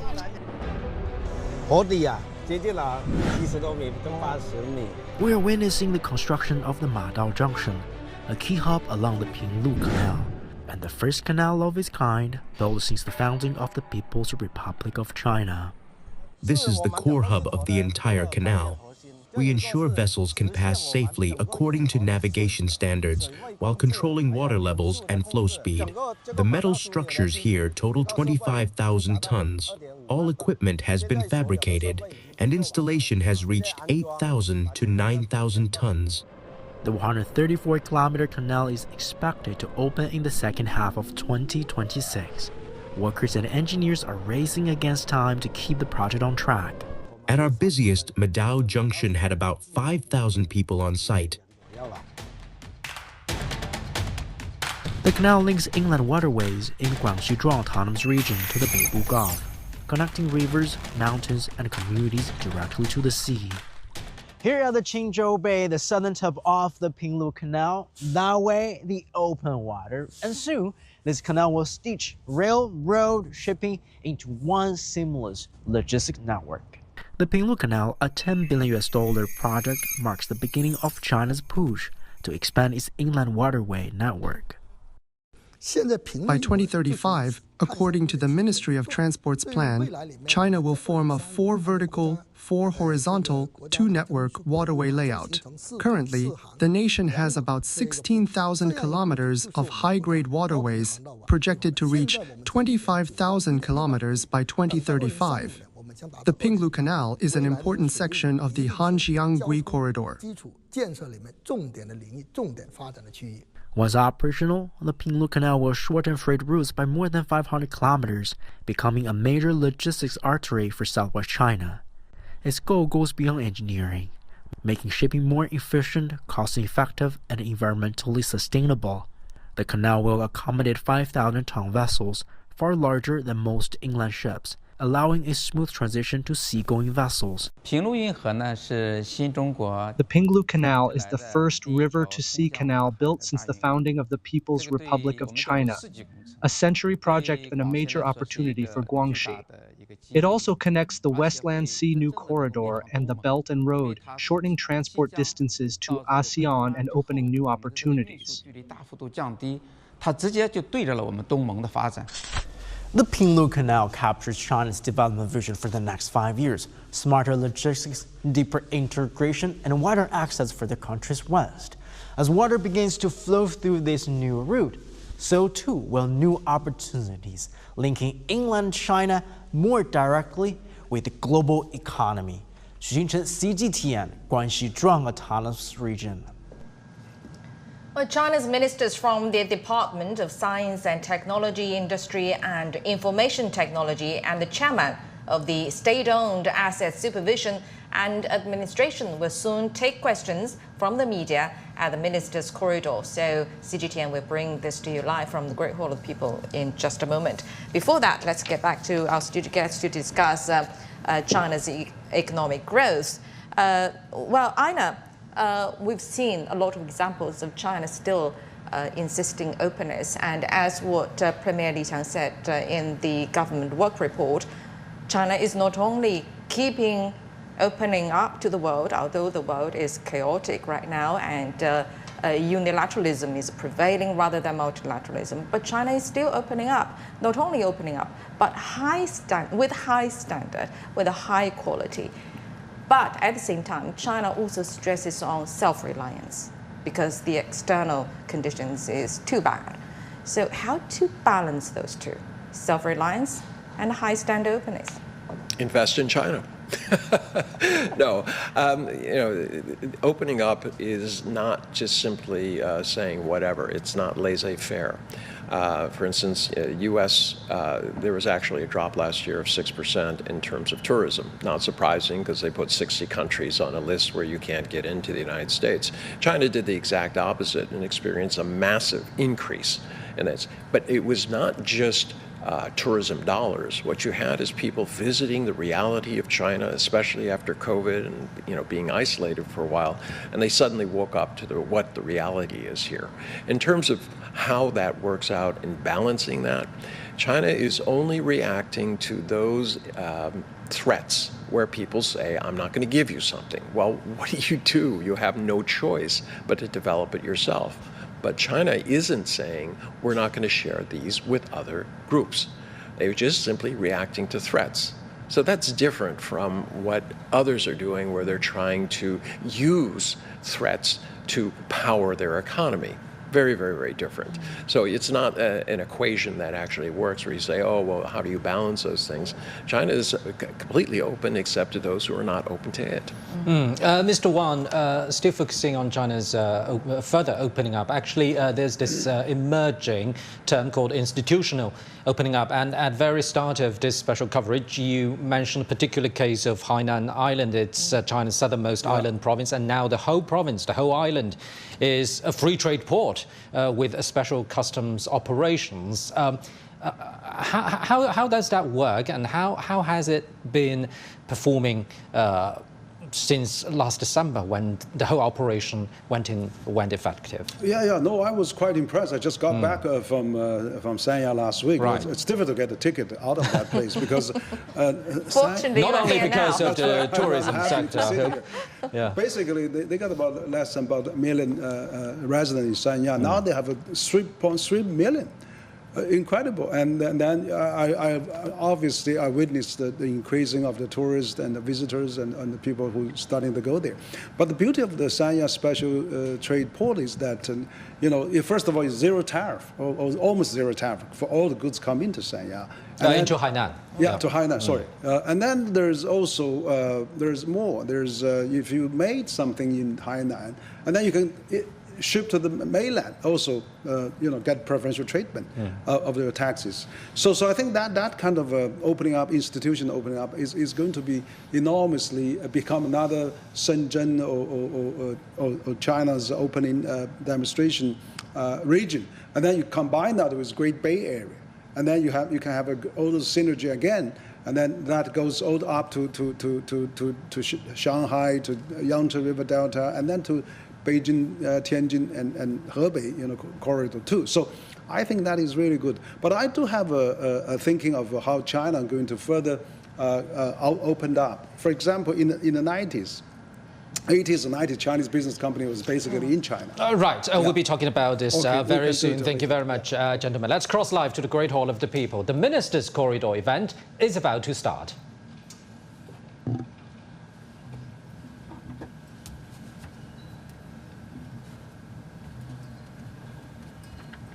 Good morning. The first Ministers' Corridor of the fourth session of the 14th National People's Congress now begins. We have invited 3 ministers this morning to this corridor to answer your questions. They are Minister of Science and Technology, Yin Hejun, Minister of Industry and Information Technology, Li Lecheng, and Chairman Zhang Yuzhuo from SASAC.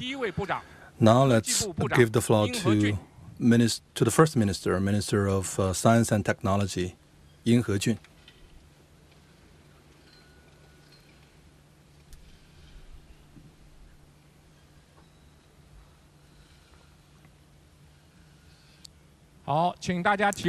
Now the floor is open. First question, please. Thank you. And good morning, Minister Yin, with CMG. The 15th five-year plan emphasizes the scaling up of science-tech capacity, and it also emphasizes the driving of scientific and technological innovation in driving productivity. And what are the key plans of the Ministry of Science and Technology under this framework? Thank you for your question.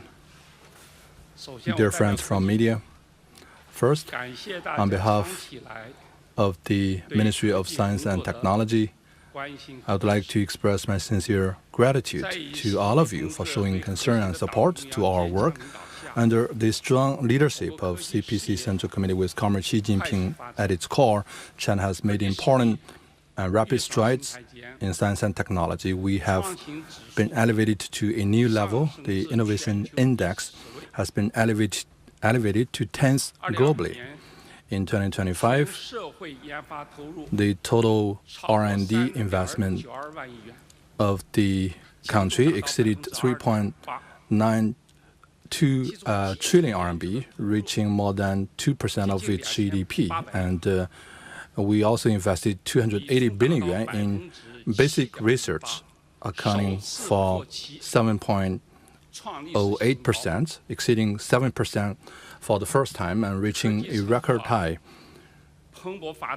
Technological innovation has been emerging from all across the board, and AI is blowing our mind. And from the Spring Festival Gala, you saw last year the U-bot, the dancing bot, and this year we saw the robot practicing martial arts and giving us all those acrobatic moves. Open-sourced large models of China are leading the world. And we also made important breakthroughs in chip making. Innovative drugs are also developing very quickly. And last year, China approved a total of 76 innovative drugs. we have authorized a total of more than $130 billion for cross-border transaction of drugs. Science and technology have effectively improved people's livelihood in supporting high-quality development and facilitating China's modernization. They have played a more important role, and during the 15th five-year plan,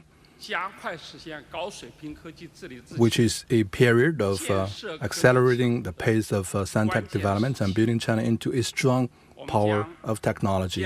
And we will remain committed to the important instructions of General Secretary Xi Jinping on science and technology and follow through the important decisions made by the State Council and Party Central Committee, and grasp with the key targets of building China into a strong power of technology. We will grasp with the historic opportunities of the new round of technological revolution, and also follow the general landscape of science tech globally. And specifically, we're going to focus on the following areas. One, strengthen original innovation and technological breakthroughs. We will carry out major science tech research targets and roll out systemic arrangements covering AI and quantum technology, among other emerging technologies. Meanwhile, we will solve all the bottleneck issues standing in the way of innovation. 2. Science tech innovation will drive the development of new quality productive forces, and we are going to focus on the key task of building a modernized industrial system and cultivate the transformation of traditional industries so that they can generate new vitality. And this will help us boost emerging industries and build more industrial clusters with the scale and volume of more than 1 trillion RMB. And we will also make deployment over strategic emerging new industries. 3, improve the overall efficiency of China's innovation initiative and strengthen integrated innovation and enhance regional innovation systems. In particular, the Beijing, Tianjin-Hebei area and the Shanghai Yangtze River Delta and the Pearl River Delta. And this will become highlands of scientific innovation, the cultivation of talents, and they will also become the key pillars of China's strategic scientific capacity. In the meantime, we are going to strengthen the integration between the central government level and the local level in advancing the combination of education and technology. And 4, and build world-class innovation ecosystems.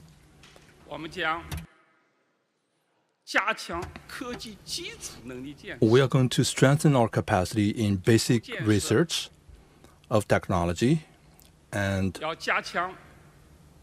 integrate our efforts in building a number of major infrastructure for technological research and build integrated infrastructure for high-end researches, and also build a number of data centers so as to enable sharing of resources.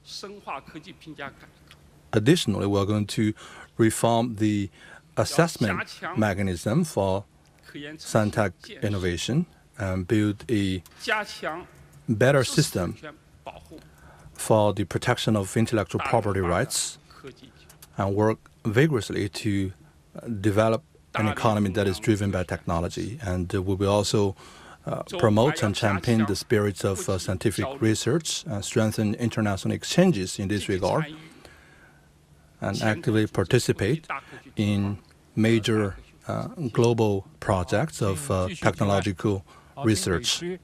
Next question, please.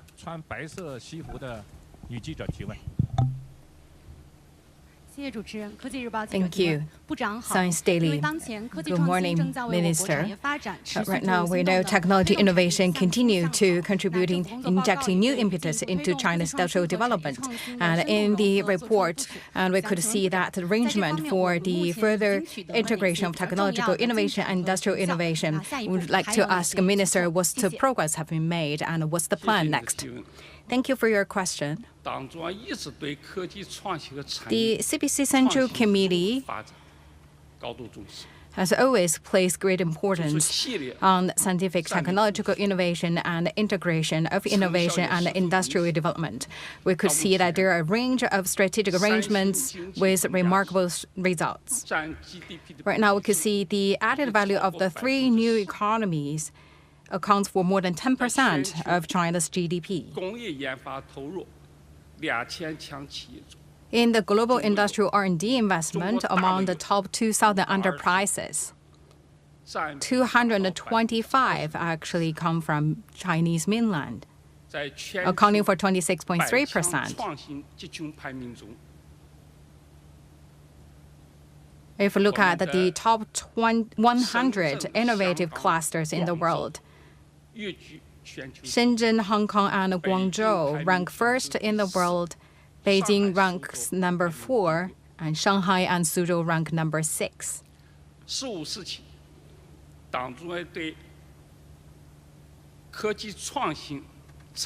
And during the 14th five-year plan, the Party Central Committee for the next 5 years, could see that place great emphasis on integration and also raise new and higher requirements in this regard. We will first understand that the innovation needs and industrial needs, and also we rely closely on scientific technological innovation. Previously, we first had the scientific result outcomes and then thought about how we could commercialize all of them. We should change our mindset in this regard. We should accelerate the formation of new patterns and mechanisms so they could actually develop all at the same time. So from that, a strength in technology and to that the strengths in the manufacturing, and also we would like to bring all things together to help us transform from a strong science and technology country, manufacturing country, to a strong economy and a strong country. So we will do the following. First, we will strengthen high-level scientific and technological supply, and we will quickly implement a number of major programs covering the integrated circuits, AI, biomanufacturing, quantum technology, brain computer interface, and also the nuclear fusion energy and other fields. We will provide solid and strong support for the industrial development. And second, we will also emphasize the leading position of enterprises in technological innovation. As we know, that enterprises actually are the intersection of the innovation chain and the industrial chain. So that is why we should accelerate development of leading science and technology enterprises and also encourage more innovation resources to gather around enterprises. So enterprises could have that facility and capability to lead the innovation and also to conduct innovation among industry, academia, and research institutes. And we could also encourage them to undertake more tasks of tackling key programs. And we also will further increase the proportion of R&D expenses that can be deducted from taxable income. Third, we will also accelerate the efficient transformation and application of science and technological achievements. So the key actually is to deepen the reform of transformation of scientific technological outcomes, and to coordinate the construction of a concept verification, pilot verification platforms, and also to be more open, and also to increase more application scenarios so that the new technological and products, they can have more available application scenarios. And also at the same time, we should also get and channel the capital to invest in small projects, and also invest for the long term and invest in hard technology, providing fundamental effective support for the integrated development of technological innovation industrial development. And fourth, we support local pilot programs. And they should further leverage the strengths and also better use the resource endorsement so they could develop their innovative strengths and foster distinctive industries. And also we encourage cross-regional cooperation. So we could also build urban collaboration and clusters. So they could build that the synergy to realize development. Thank you. And now let's bring on Minister Li Lecheng from the Ministry of Industry and Information Technology.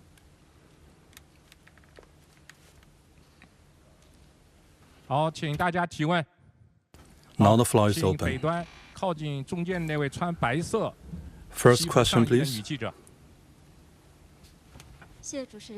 Thank you. With Southern Urban Daily, my question is that during the 15th five-year plan period, we reiterate building the strong foundations of manufacturing, and we are going to build a modern industrial system centered on manufacturing. This was also mentioned in the government work report. And what will the MIIT do in this regard? Thank you very much for your question, and taking this opportunity, I would like to also express my thanks to the media for showing support and following our developments. And the modern industrial system is the material foundation of China's modernization, and industry is the core of such foundation. The Party Central Committee and the State Council pay high attention to modern industrial system, and General Secretary Xi has reiterated on many different occasions of building a modern industrial system. In 2025, in the field of industry and information technology, we have followed through the decisions of the State Council and CPC Central Committee.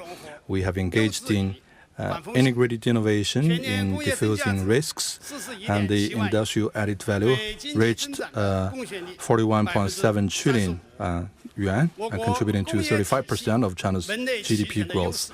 And China has a complete set of industrial sectors, and we are ranking #1 in this regard. This has further consolidated our status as the leading manufacturer in the whole world, and we are going to optimized, we're going to be more green and further refined, and we need to develop new momentums.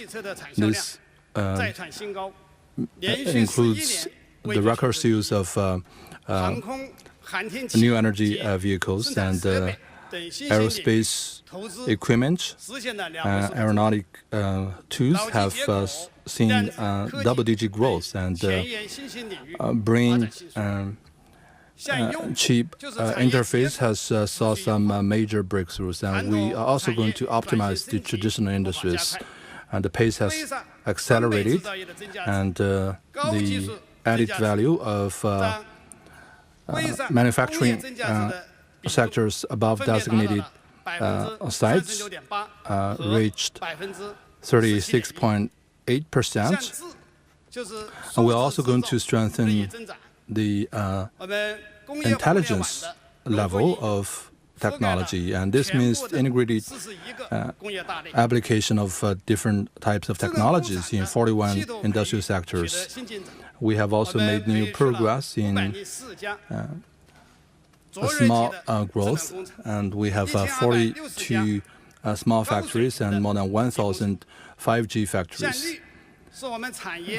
we also have another keyword, which is green orientation, and green transformation is taking solid steps in China. The energy consumption of enterprises above designated sizes has been going down, and in 2026 we will earnestly follow through the targets outlined in the government work report and build a modern industrial system. To this end, we need to stabilize growth in major sectors, and we support major industrial provinces and cities to take the lead. And centering on both demand and supply, we will combine a number of measures to boost investment, stabilize exports, and attract more production elements to come into China. This includes patient capital, talents, venture capital. They will be swimming into the manufacturing industry so as to ensure sufficient amount of investment in this field. And we also need to talk about technological innovation and industrial innovation. They need to be integrated.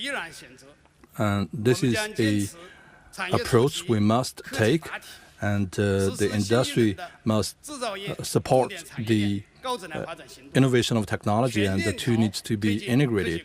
And we also need to seek technological innovation across all different industrial chains, and this will allow them to be translated into new productive forces.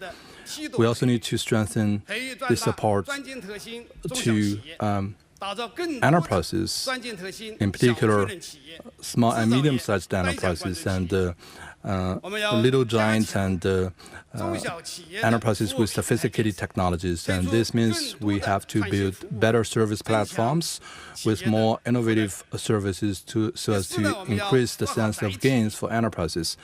We have to play the role as a platform.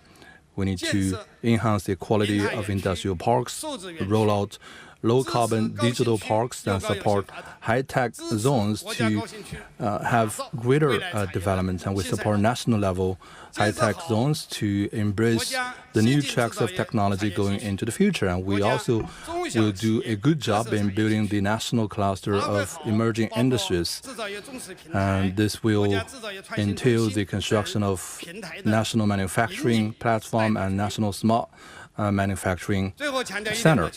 Last but not least, we have to do a good job in governance. Without modern governance, there can be no modern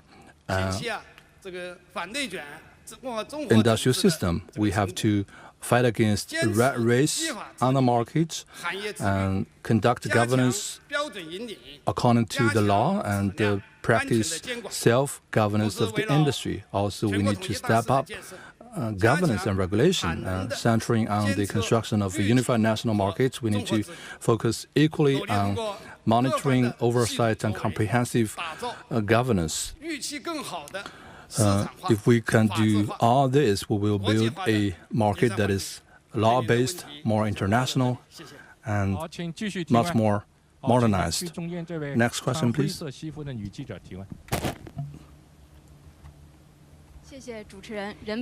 Thank you, People's Daily. Mr. Li, we know AI is always a quite trendy topic, and also in the government work report also mentioned many times about artificial intelligence. How you read the development of AI in China, and in terms of innovating artificial intelligence, what measures will the Ministry of Industry and Information Technology will take? Thank you very much, and you actually pay attention to this year's Premier's government work report. You mentioned many times AI, and we know in recent years the popularity of AI actually has remained really high attention. And we know that the Spring Festival Gala, actually you could see that the humanoid robots took the stage to show their skills. And also the spokesperson yesterday also mentioned this. The rapid progress of robots actually has amazed us. And we talk about the stage or the performance on this robot stage is not just about martial arts or talent, but it represents the cutting-edge technology of China's AI development. From scientific and technological breakthroughs to practical application, it showcases China's AI industry's innovation capability and its recent development. It also actually introduced that new application into everyone's day-to-day life, into the public view. And actually, this is also add more that application scenarios and also become a strong driving force for high-quality economic development. And by 2025, the scale of AI core industry reaching 1.2 trillion yuan, over 6,200 enterprises. In this regard, 3 highlights. First, China's large language model is going global. Last year, Chinese companies launched the open source large language model, ranking first in global downloads, significantly reduce the barriers to AI usage and lower the associated cost. And also this enhance AI's accessibility. And today, in the government work report, the Premier also mentioned that the domestic open source LLM are leading the global open source ecosystem. Second is to empower production. We could see that more than 30% of industrial enterprises above the designated size in China actually already apply or adopted AI technologies. This is the number by the end of last year. You could see that unmanned the production or that the human-machine collaboration are becoming a common scene in workshops and the factories. That covers that in areas such as improving design, manufacturing, efficiency improvement, quality inspection, and other aspects. Third, the smart terminal actually has entered people's lives. We talk about AI glasses, AI mobile phones, AI computers actually has become training products. And they have entered households. Thousands of households. Last year, the number of humanoid robots actually launched over 300 of its kind, more than half of the global total. And by 2026, in accordance with the requirements of the government work report, we would like to vigorously promote the two-way interaction of AI and the manufacturing industry, and we will do a good job in the following areas. First, we will leverage our industrial strengths. Improving product supply. We have a complete industrial sectors and abundant innovative talents and continuously improving innovation ecosystem. These give us the more confidence that more and more world-class smart products could be produced and make it possible in this land. AI computer, AI smartphones, AI smart home appliance actually could better fulfill people's ever-growing needs for a better life. We will double our efforts to make breakthroughs in the AI products or AI-enabled products, a new generation of these products, to iterate and upgrade them, and also including brain-computer interface, the autonomous vehicle, and humanoid robots. And we will also give great support to develop that intellectual agricultural machinery and also the medical devices so that more smart products could be available to meet the needs of all walks of life and different industries. And second, we will enrich the scenarios and also deepen the application scenario in different industries. We talk about AI plus manufacturing. It's a must-answer question. It's not a choice. So this year, we'll vigorously promote AI plus manufacturing.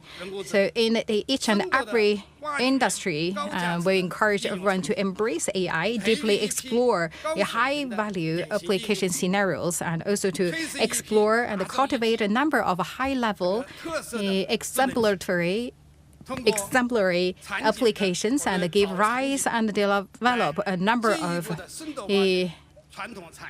intelligent agents.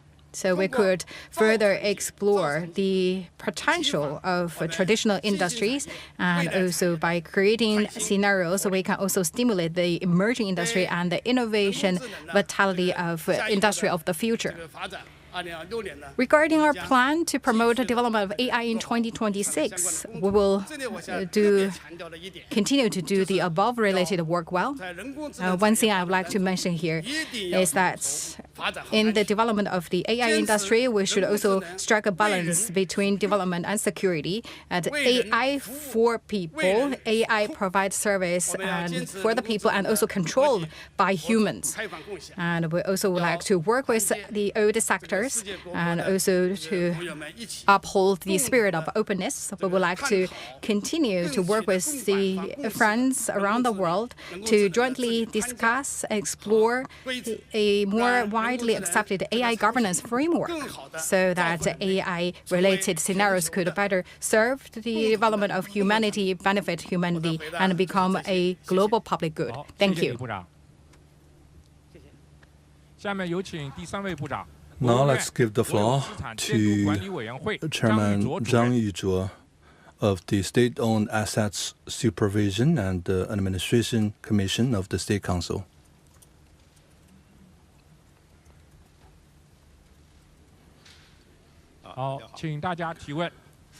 Now the floor is open.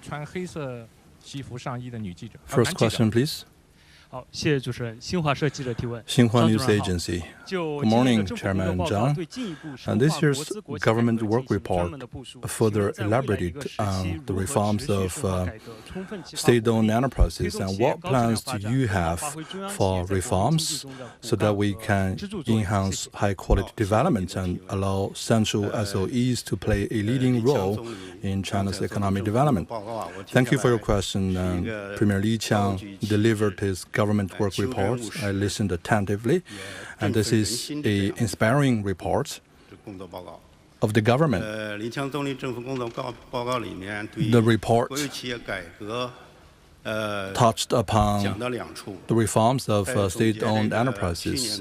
There are two mentionings of SOE reforms, and we made meaningful progress in SOE reforms last year. And with regards to the work of 2026, he called for setting and further improving plans for the reforms of SOEs and improving the layout of state-owned enterprises. And we will earnestly grasp with these instructions and requirements. And SOEs and the public sectors have been growing very well in recent years, and during the 14th five-year plan, central SOEs, they have a total asset that has surpassed the threshold of 70, 80, and 90 trillion RMB over the years. Over the past 5 years, the profitability increased by 52% compared to the previous five-year plan, and the productivity, labor productivity, registered an annual growth of 7%, which is 1 percentage point above the national average. In terms of quality and quantity, SOEs have also demonstrated great results. And in recent years, China's environment of economic development has been challenging and complex. And the result we have gained is attributed to the reforms. And during the 15th five-year plan period, we will deepen reforms with the purpose of strengthening key functions and improve core competitiveness, and strengthen and expand SOEs and state-owned capital.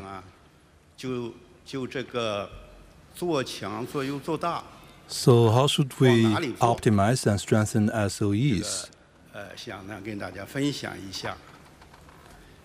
Let me share with you my insights, and I think we need to make breakthroughs in 3 areas. The first breakthrough has to do with channeling more state capital and assets into 3 key areas. So this has to do with optimizing the layout of state capital, and we need to channel these resources to 3 areas, namely areas crucial to national security and the livelihood of national economy. and key fields related to livelihood, and also to public services, emergency responses, and public good fields, and also to strategic emerging industrial sectors. Our targets are, over time, change the landscape of SOEs in the past, where it's distributed across all the different sectors, but with the uneven distribution in premium and low-end sectors, and we want to channel major state capital and state assets to 20 major sectors of the national economy, which totals 97. And all in all, more than 88% of the sales revenue of the state-owned enterprises will be channeled to these 20 sectors of the 97 sectors of national economy. So if we could do that, we will be able to channel major resources to the three critical fields I mentioned earlier. The purpose is to further enhance the support function of state capital in serving national economy, serving livelihood, and serving scientific innovation. Secondly, we need to embrace reforms for mechanisms and institutionalized reforms. State-owned enterprises, in particular central government-owned enterprises, they need to be revitalized.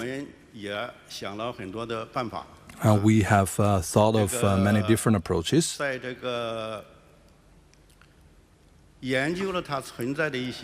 We researched into the key problems encountered and compared these problems with the fact of rapid growth of AI. And some of the AI teams, they're fairly small. They are very flat in terms of the organizational structure, but they have significant per capita output. Why they have great incentives that are working. So within SOEs and central SOEs, and we want to roll out more effective incentive mechanisms. And we have to start with researchers, senior technicians, and the basic investment for basic research last year exceeded 100 billion yuan for the first time, and accounting for 9.4% of the total R&D investments. And for those practicing in basic research, we need to roll out long-term full career coverage and roll out the incentive mechanism for them, and we need to empower their research so as to inject more momentum to their research. And we also need to make breakthroughs in terms of management models and the effectiveness of oversight. We need to delegate powers, but we also need to strengthen regulation in certain fields in terms of delegating powers and deregulation. We do not treat all the SOEs as equals, and quite on the contrary, we have a enterprise-specific performance assessment mechanism for the year-end assessment. 70% of the indicators of the performance assessment are customized. And we also have a 3-year term assessment, and more than 70% of the indicators are specifically tailored for those enterprises, and this will allow for effective performance assessment. In terms of oversight, there is a new progress, which is that we developed a autonomous penetrating model of oversight, which does not interfere with the day-to-day running of the enterprise, but we are able to understand the operational data of the enterprise, including their revenue and their costs. And so this will give us early warnings so that we can prevent major risks. SOE reforms have to be deepened, and we expect that during the 15th five-year plan period, we can have some major headways, and when the plans are set, and we will make sure that they are translated into reality. Thank you very much. Next question, please.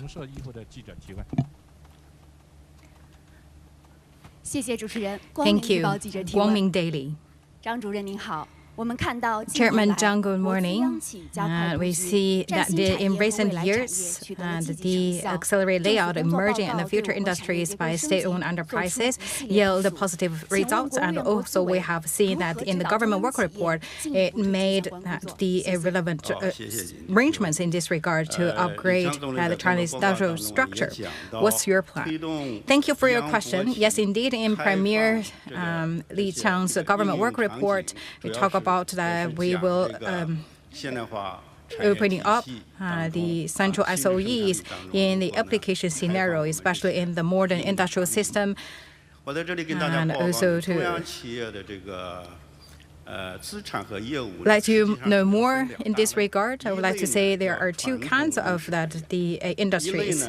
One is called the traditional advantageous industries. Another is called emerging pillar industry. So we talk about the traditional industry. So you could name it energy, power, the metallurgy, chemical industry, construction materials. I name a few. These are the basic business of central SOEs, also the base of the national economy. Without these sectors, the economy cannot function.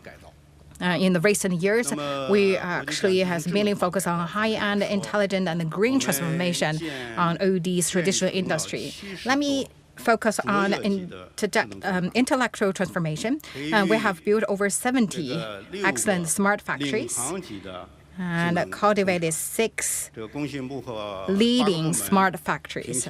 So we also work with 8 ministries, including Ministry of Industry and Information Technology, to select the exemplary factories. So 7 is SOEs and 6 local enterprises. So we talk of total 15 best practice, 11 SOEs, either from central or local level. So that is the intellectual transformation. And the other part is we also vigorously developed new pillar industries. So we continue to implement the initiatives, the 2 initiatives. So one initiative is to implement the Central Enterprises Set Sail initiative. Another is the Central Enterprises Industrial Renewal initiative. So that's targeting 9 strategic emerging industry and 6 future industries, respectively. In recent 3 years, the central SOEs have cumulatively invested 7.4 trillion yuan in strategic emerging industry, accounting for 42% of the overall investment. And the scale of sales revenue reached 12.3 trillion yuan in strategic emerging industry last year. And we also have built 5 trillion yuan level industries covering new energy, high-end equipment manufacturing, new materials, in total 5 at the trillion yuan level industries. Going forward, I could see that we have quite strong the motivation in further developing the strategic emerging industries. So one is we actually characterize them into 3 groups. One is like the leading group, and second is the catching up group, and the third is cultivating group. For the leading group, we talk about the new energy, we talk about the aerospace, and also a batch of new materials. Actually, they all belong to this category. If we zoom in, the new energy industry, we talk about AI, especially for some foreign countries, they have encountered a bottleneck in developing AI, which is the lack of electricity. In China, there won't be any problem in this regard. So we provide enough energy, and also it's all green power. So in China, that's the newly installed or the installed capacity of wind and solar power in China accounts for more than 50% of the world's total. Half of it actually is owned by central enterprises. So going forward, we will continue to build up our strengths. And also in the global market, we'll continue to develop our strengths. And in some industry, they belong to the catching up category. For example, we talk about the new energy vehicles and new materials. So for new energy vehicle industry, the SOEs, they have already performed quite well in this regard. In the past 3 years, their output and revenue have doubled. And self-owned brand vehicles have gained a 10% market share to 16.5%. On the other hand, we also promote AI integration to other industries. So we could see that AI for itself already enjoyed a very rapid development. Right now, we also would like to cultivate that fast development, AI plus other industries. And for that, the central enterprises have built their own AI computing skill, which has increased 17 times. Right now, we is also open to the outside world. For the last group, the cultivation stage. So we talk about quantum information, nuclear fusion, and low-altitude economy, biotechnology. Central enterprises in this regard also step up our efforts to cultivate these industries. For example, the China, the fusion energy, we have established some enterprises in this regard. And also for the low-altitude economy, the Night Heaven drone developed by our central SOEs actually is equivalent to an aircraft carrier. And it can release hundreds of small drones in the air and also can fly continuously for 12 hours, covering 7,000 kilometers. And also in terms of quantum technology, we also have Tianyan 504 developed last year, and that's also a quantum computer on par with the United States. Right now, that is also available on the quantum cloud platform. We talk about development of central SOE. Actually, should rely on collaboration with everyone, including research institutes, universities, private enterprises. We have launched a central enterprise industrial chain supply chain initiative, driving development of small and medium-sized private enterprises.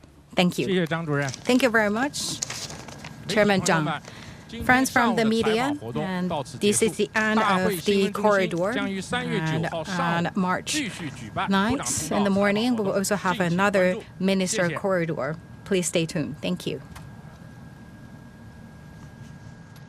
We just saw the first ministers' corridor at this year's NPC, National People's Congress, and 3 ministers, Minister of Science and Technology and Minister of Industry and Information Technology, and also the heads of the State-Owned Asset Supervision and the Administration Commission of the State Council. They briefed the media about China's investment into tech and science and technology, and also China's green transformation, and also the how China government is managing the state-owned enterprise to work with both traditional and emerging pillar industries to achieve better results Indeed, and they explained the target set in the government work report just delivered by the Chinese Premier. And for more insight, let's go to our guest. Mr. Wang, talking about China's further scientific and technological advancement, what are some key messages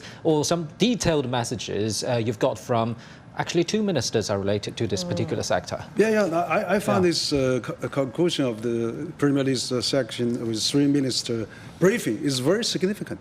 You got the Minister of Science Technology, you got the Minister of Industry and Technology as well, and then also the head of the state assets companies.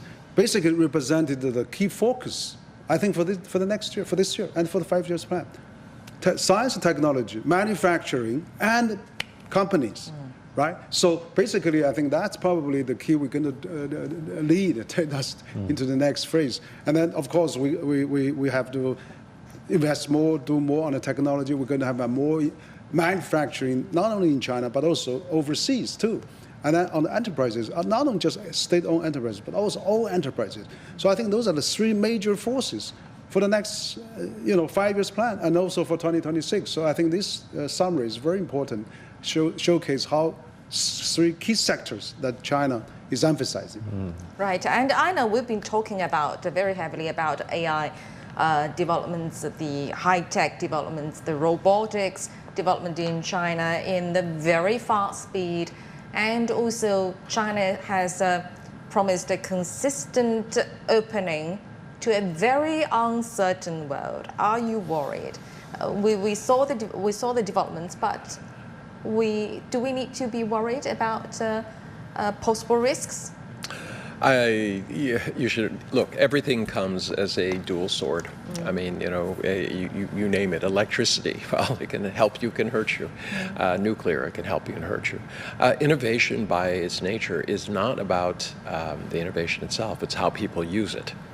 And China has put in the safeguards. You heard him talking about strengthening supervision over this area, making sure that it's operated by human beings. But I just want to take 1 second to put this into context for people who aren't familiar. The party sets the direction, okay? And what we saw here today was the three ministers, they're in charge of implementation. So very, very heavy on all the parts that they're responsible for. And they refer to each other, how they work together. And this is how it goes. So you release the report. This is the direction. Here are all the goals. And then you get to this next level. Here are the ministers in charge of putting it. And they're trying to give people a more direct sense of where things are going. And it's very clear that innovation is going to be a driver, but also they want to have efficiency. A lot of things they talked about is how to make China's manufacturing systems and also financial systems more efficient. And that's really one of the dynamic combinations that China has, is that they're continuing trying to improve the process. Edward Deming would be proud of you. He was the father of that idea. All right, thank you very much, gentlemen, for your very insightful thoughts that you gave today on our special coverage. Thank you very much for that. And we're coming to the end of our special coverage of the opening of the 4th session of the 14th National People's Congress. Premier Li Qiang has delivered the government work report. We thank our guests, as we did just now, Mr. Aina Tangen, Senior Fellow of the Center for International Governance Innovation, and Mr. Wang Huiyao, Founder and President Center for China and Globalization, for joining us. I'm Lu Ning in Beijing. And Pan Deng, thanks for watching. Stay tuned to CGTN.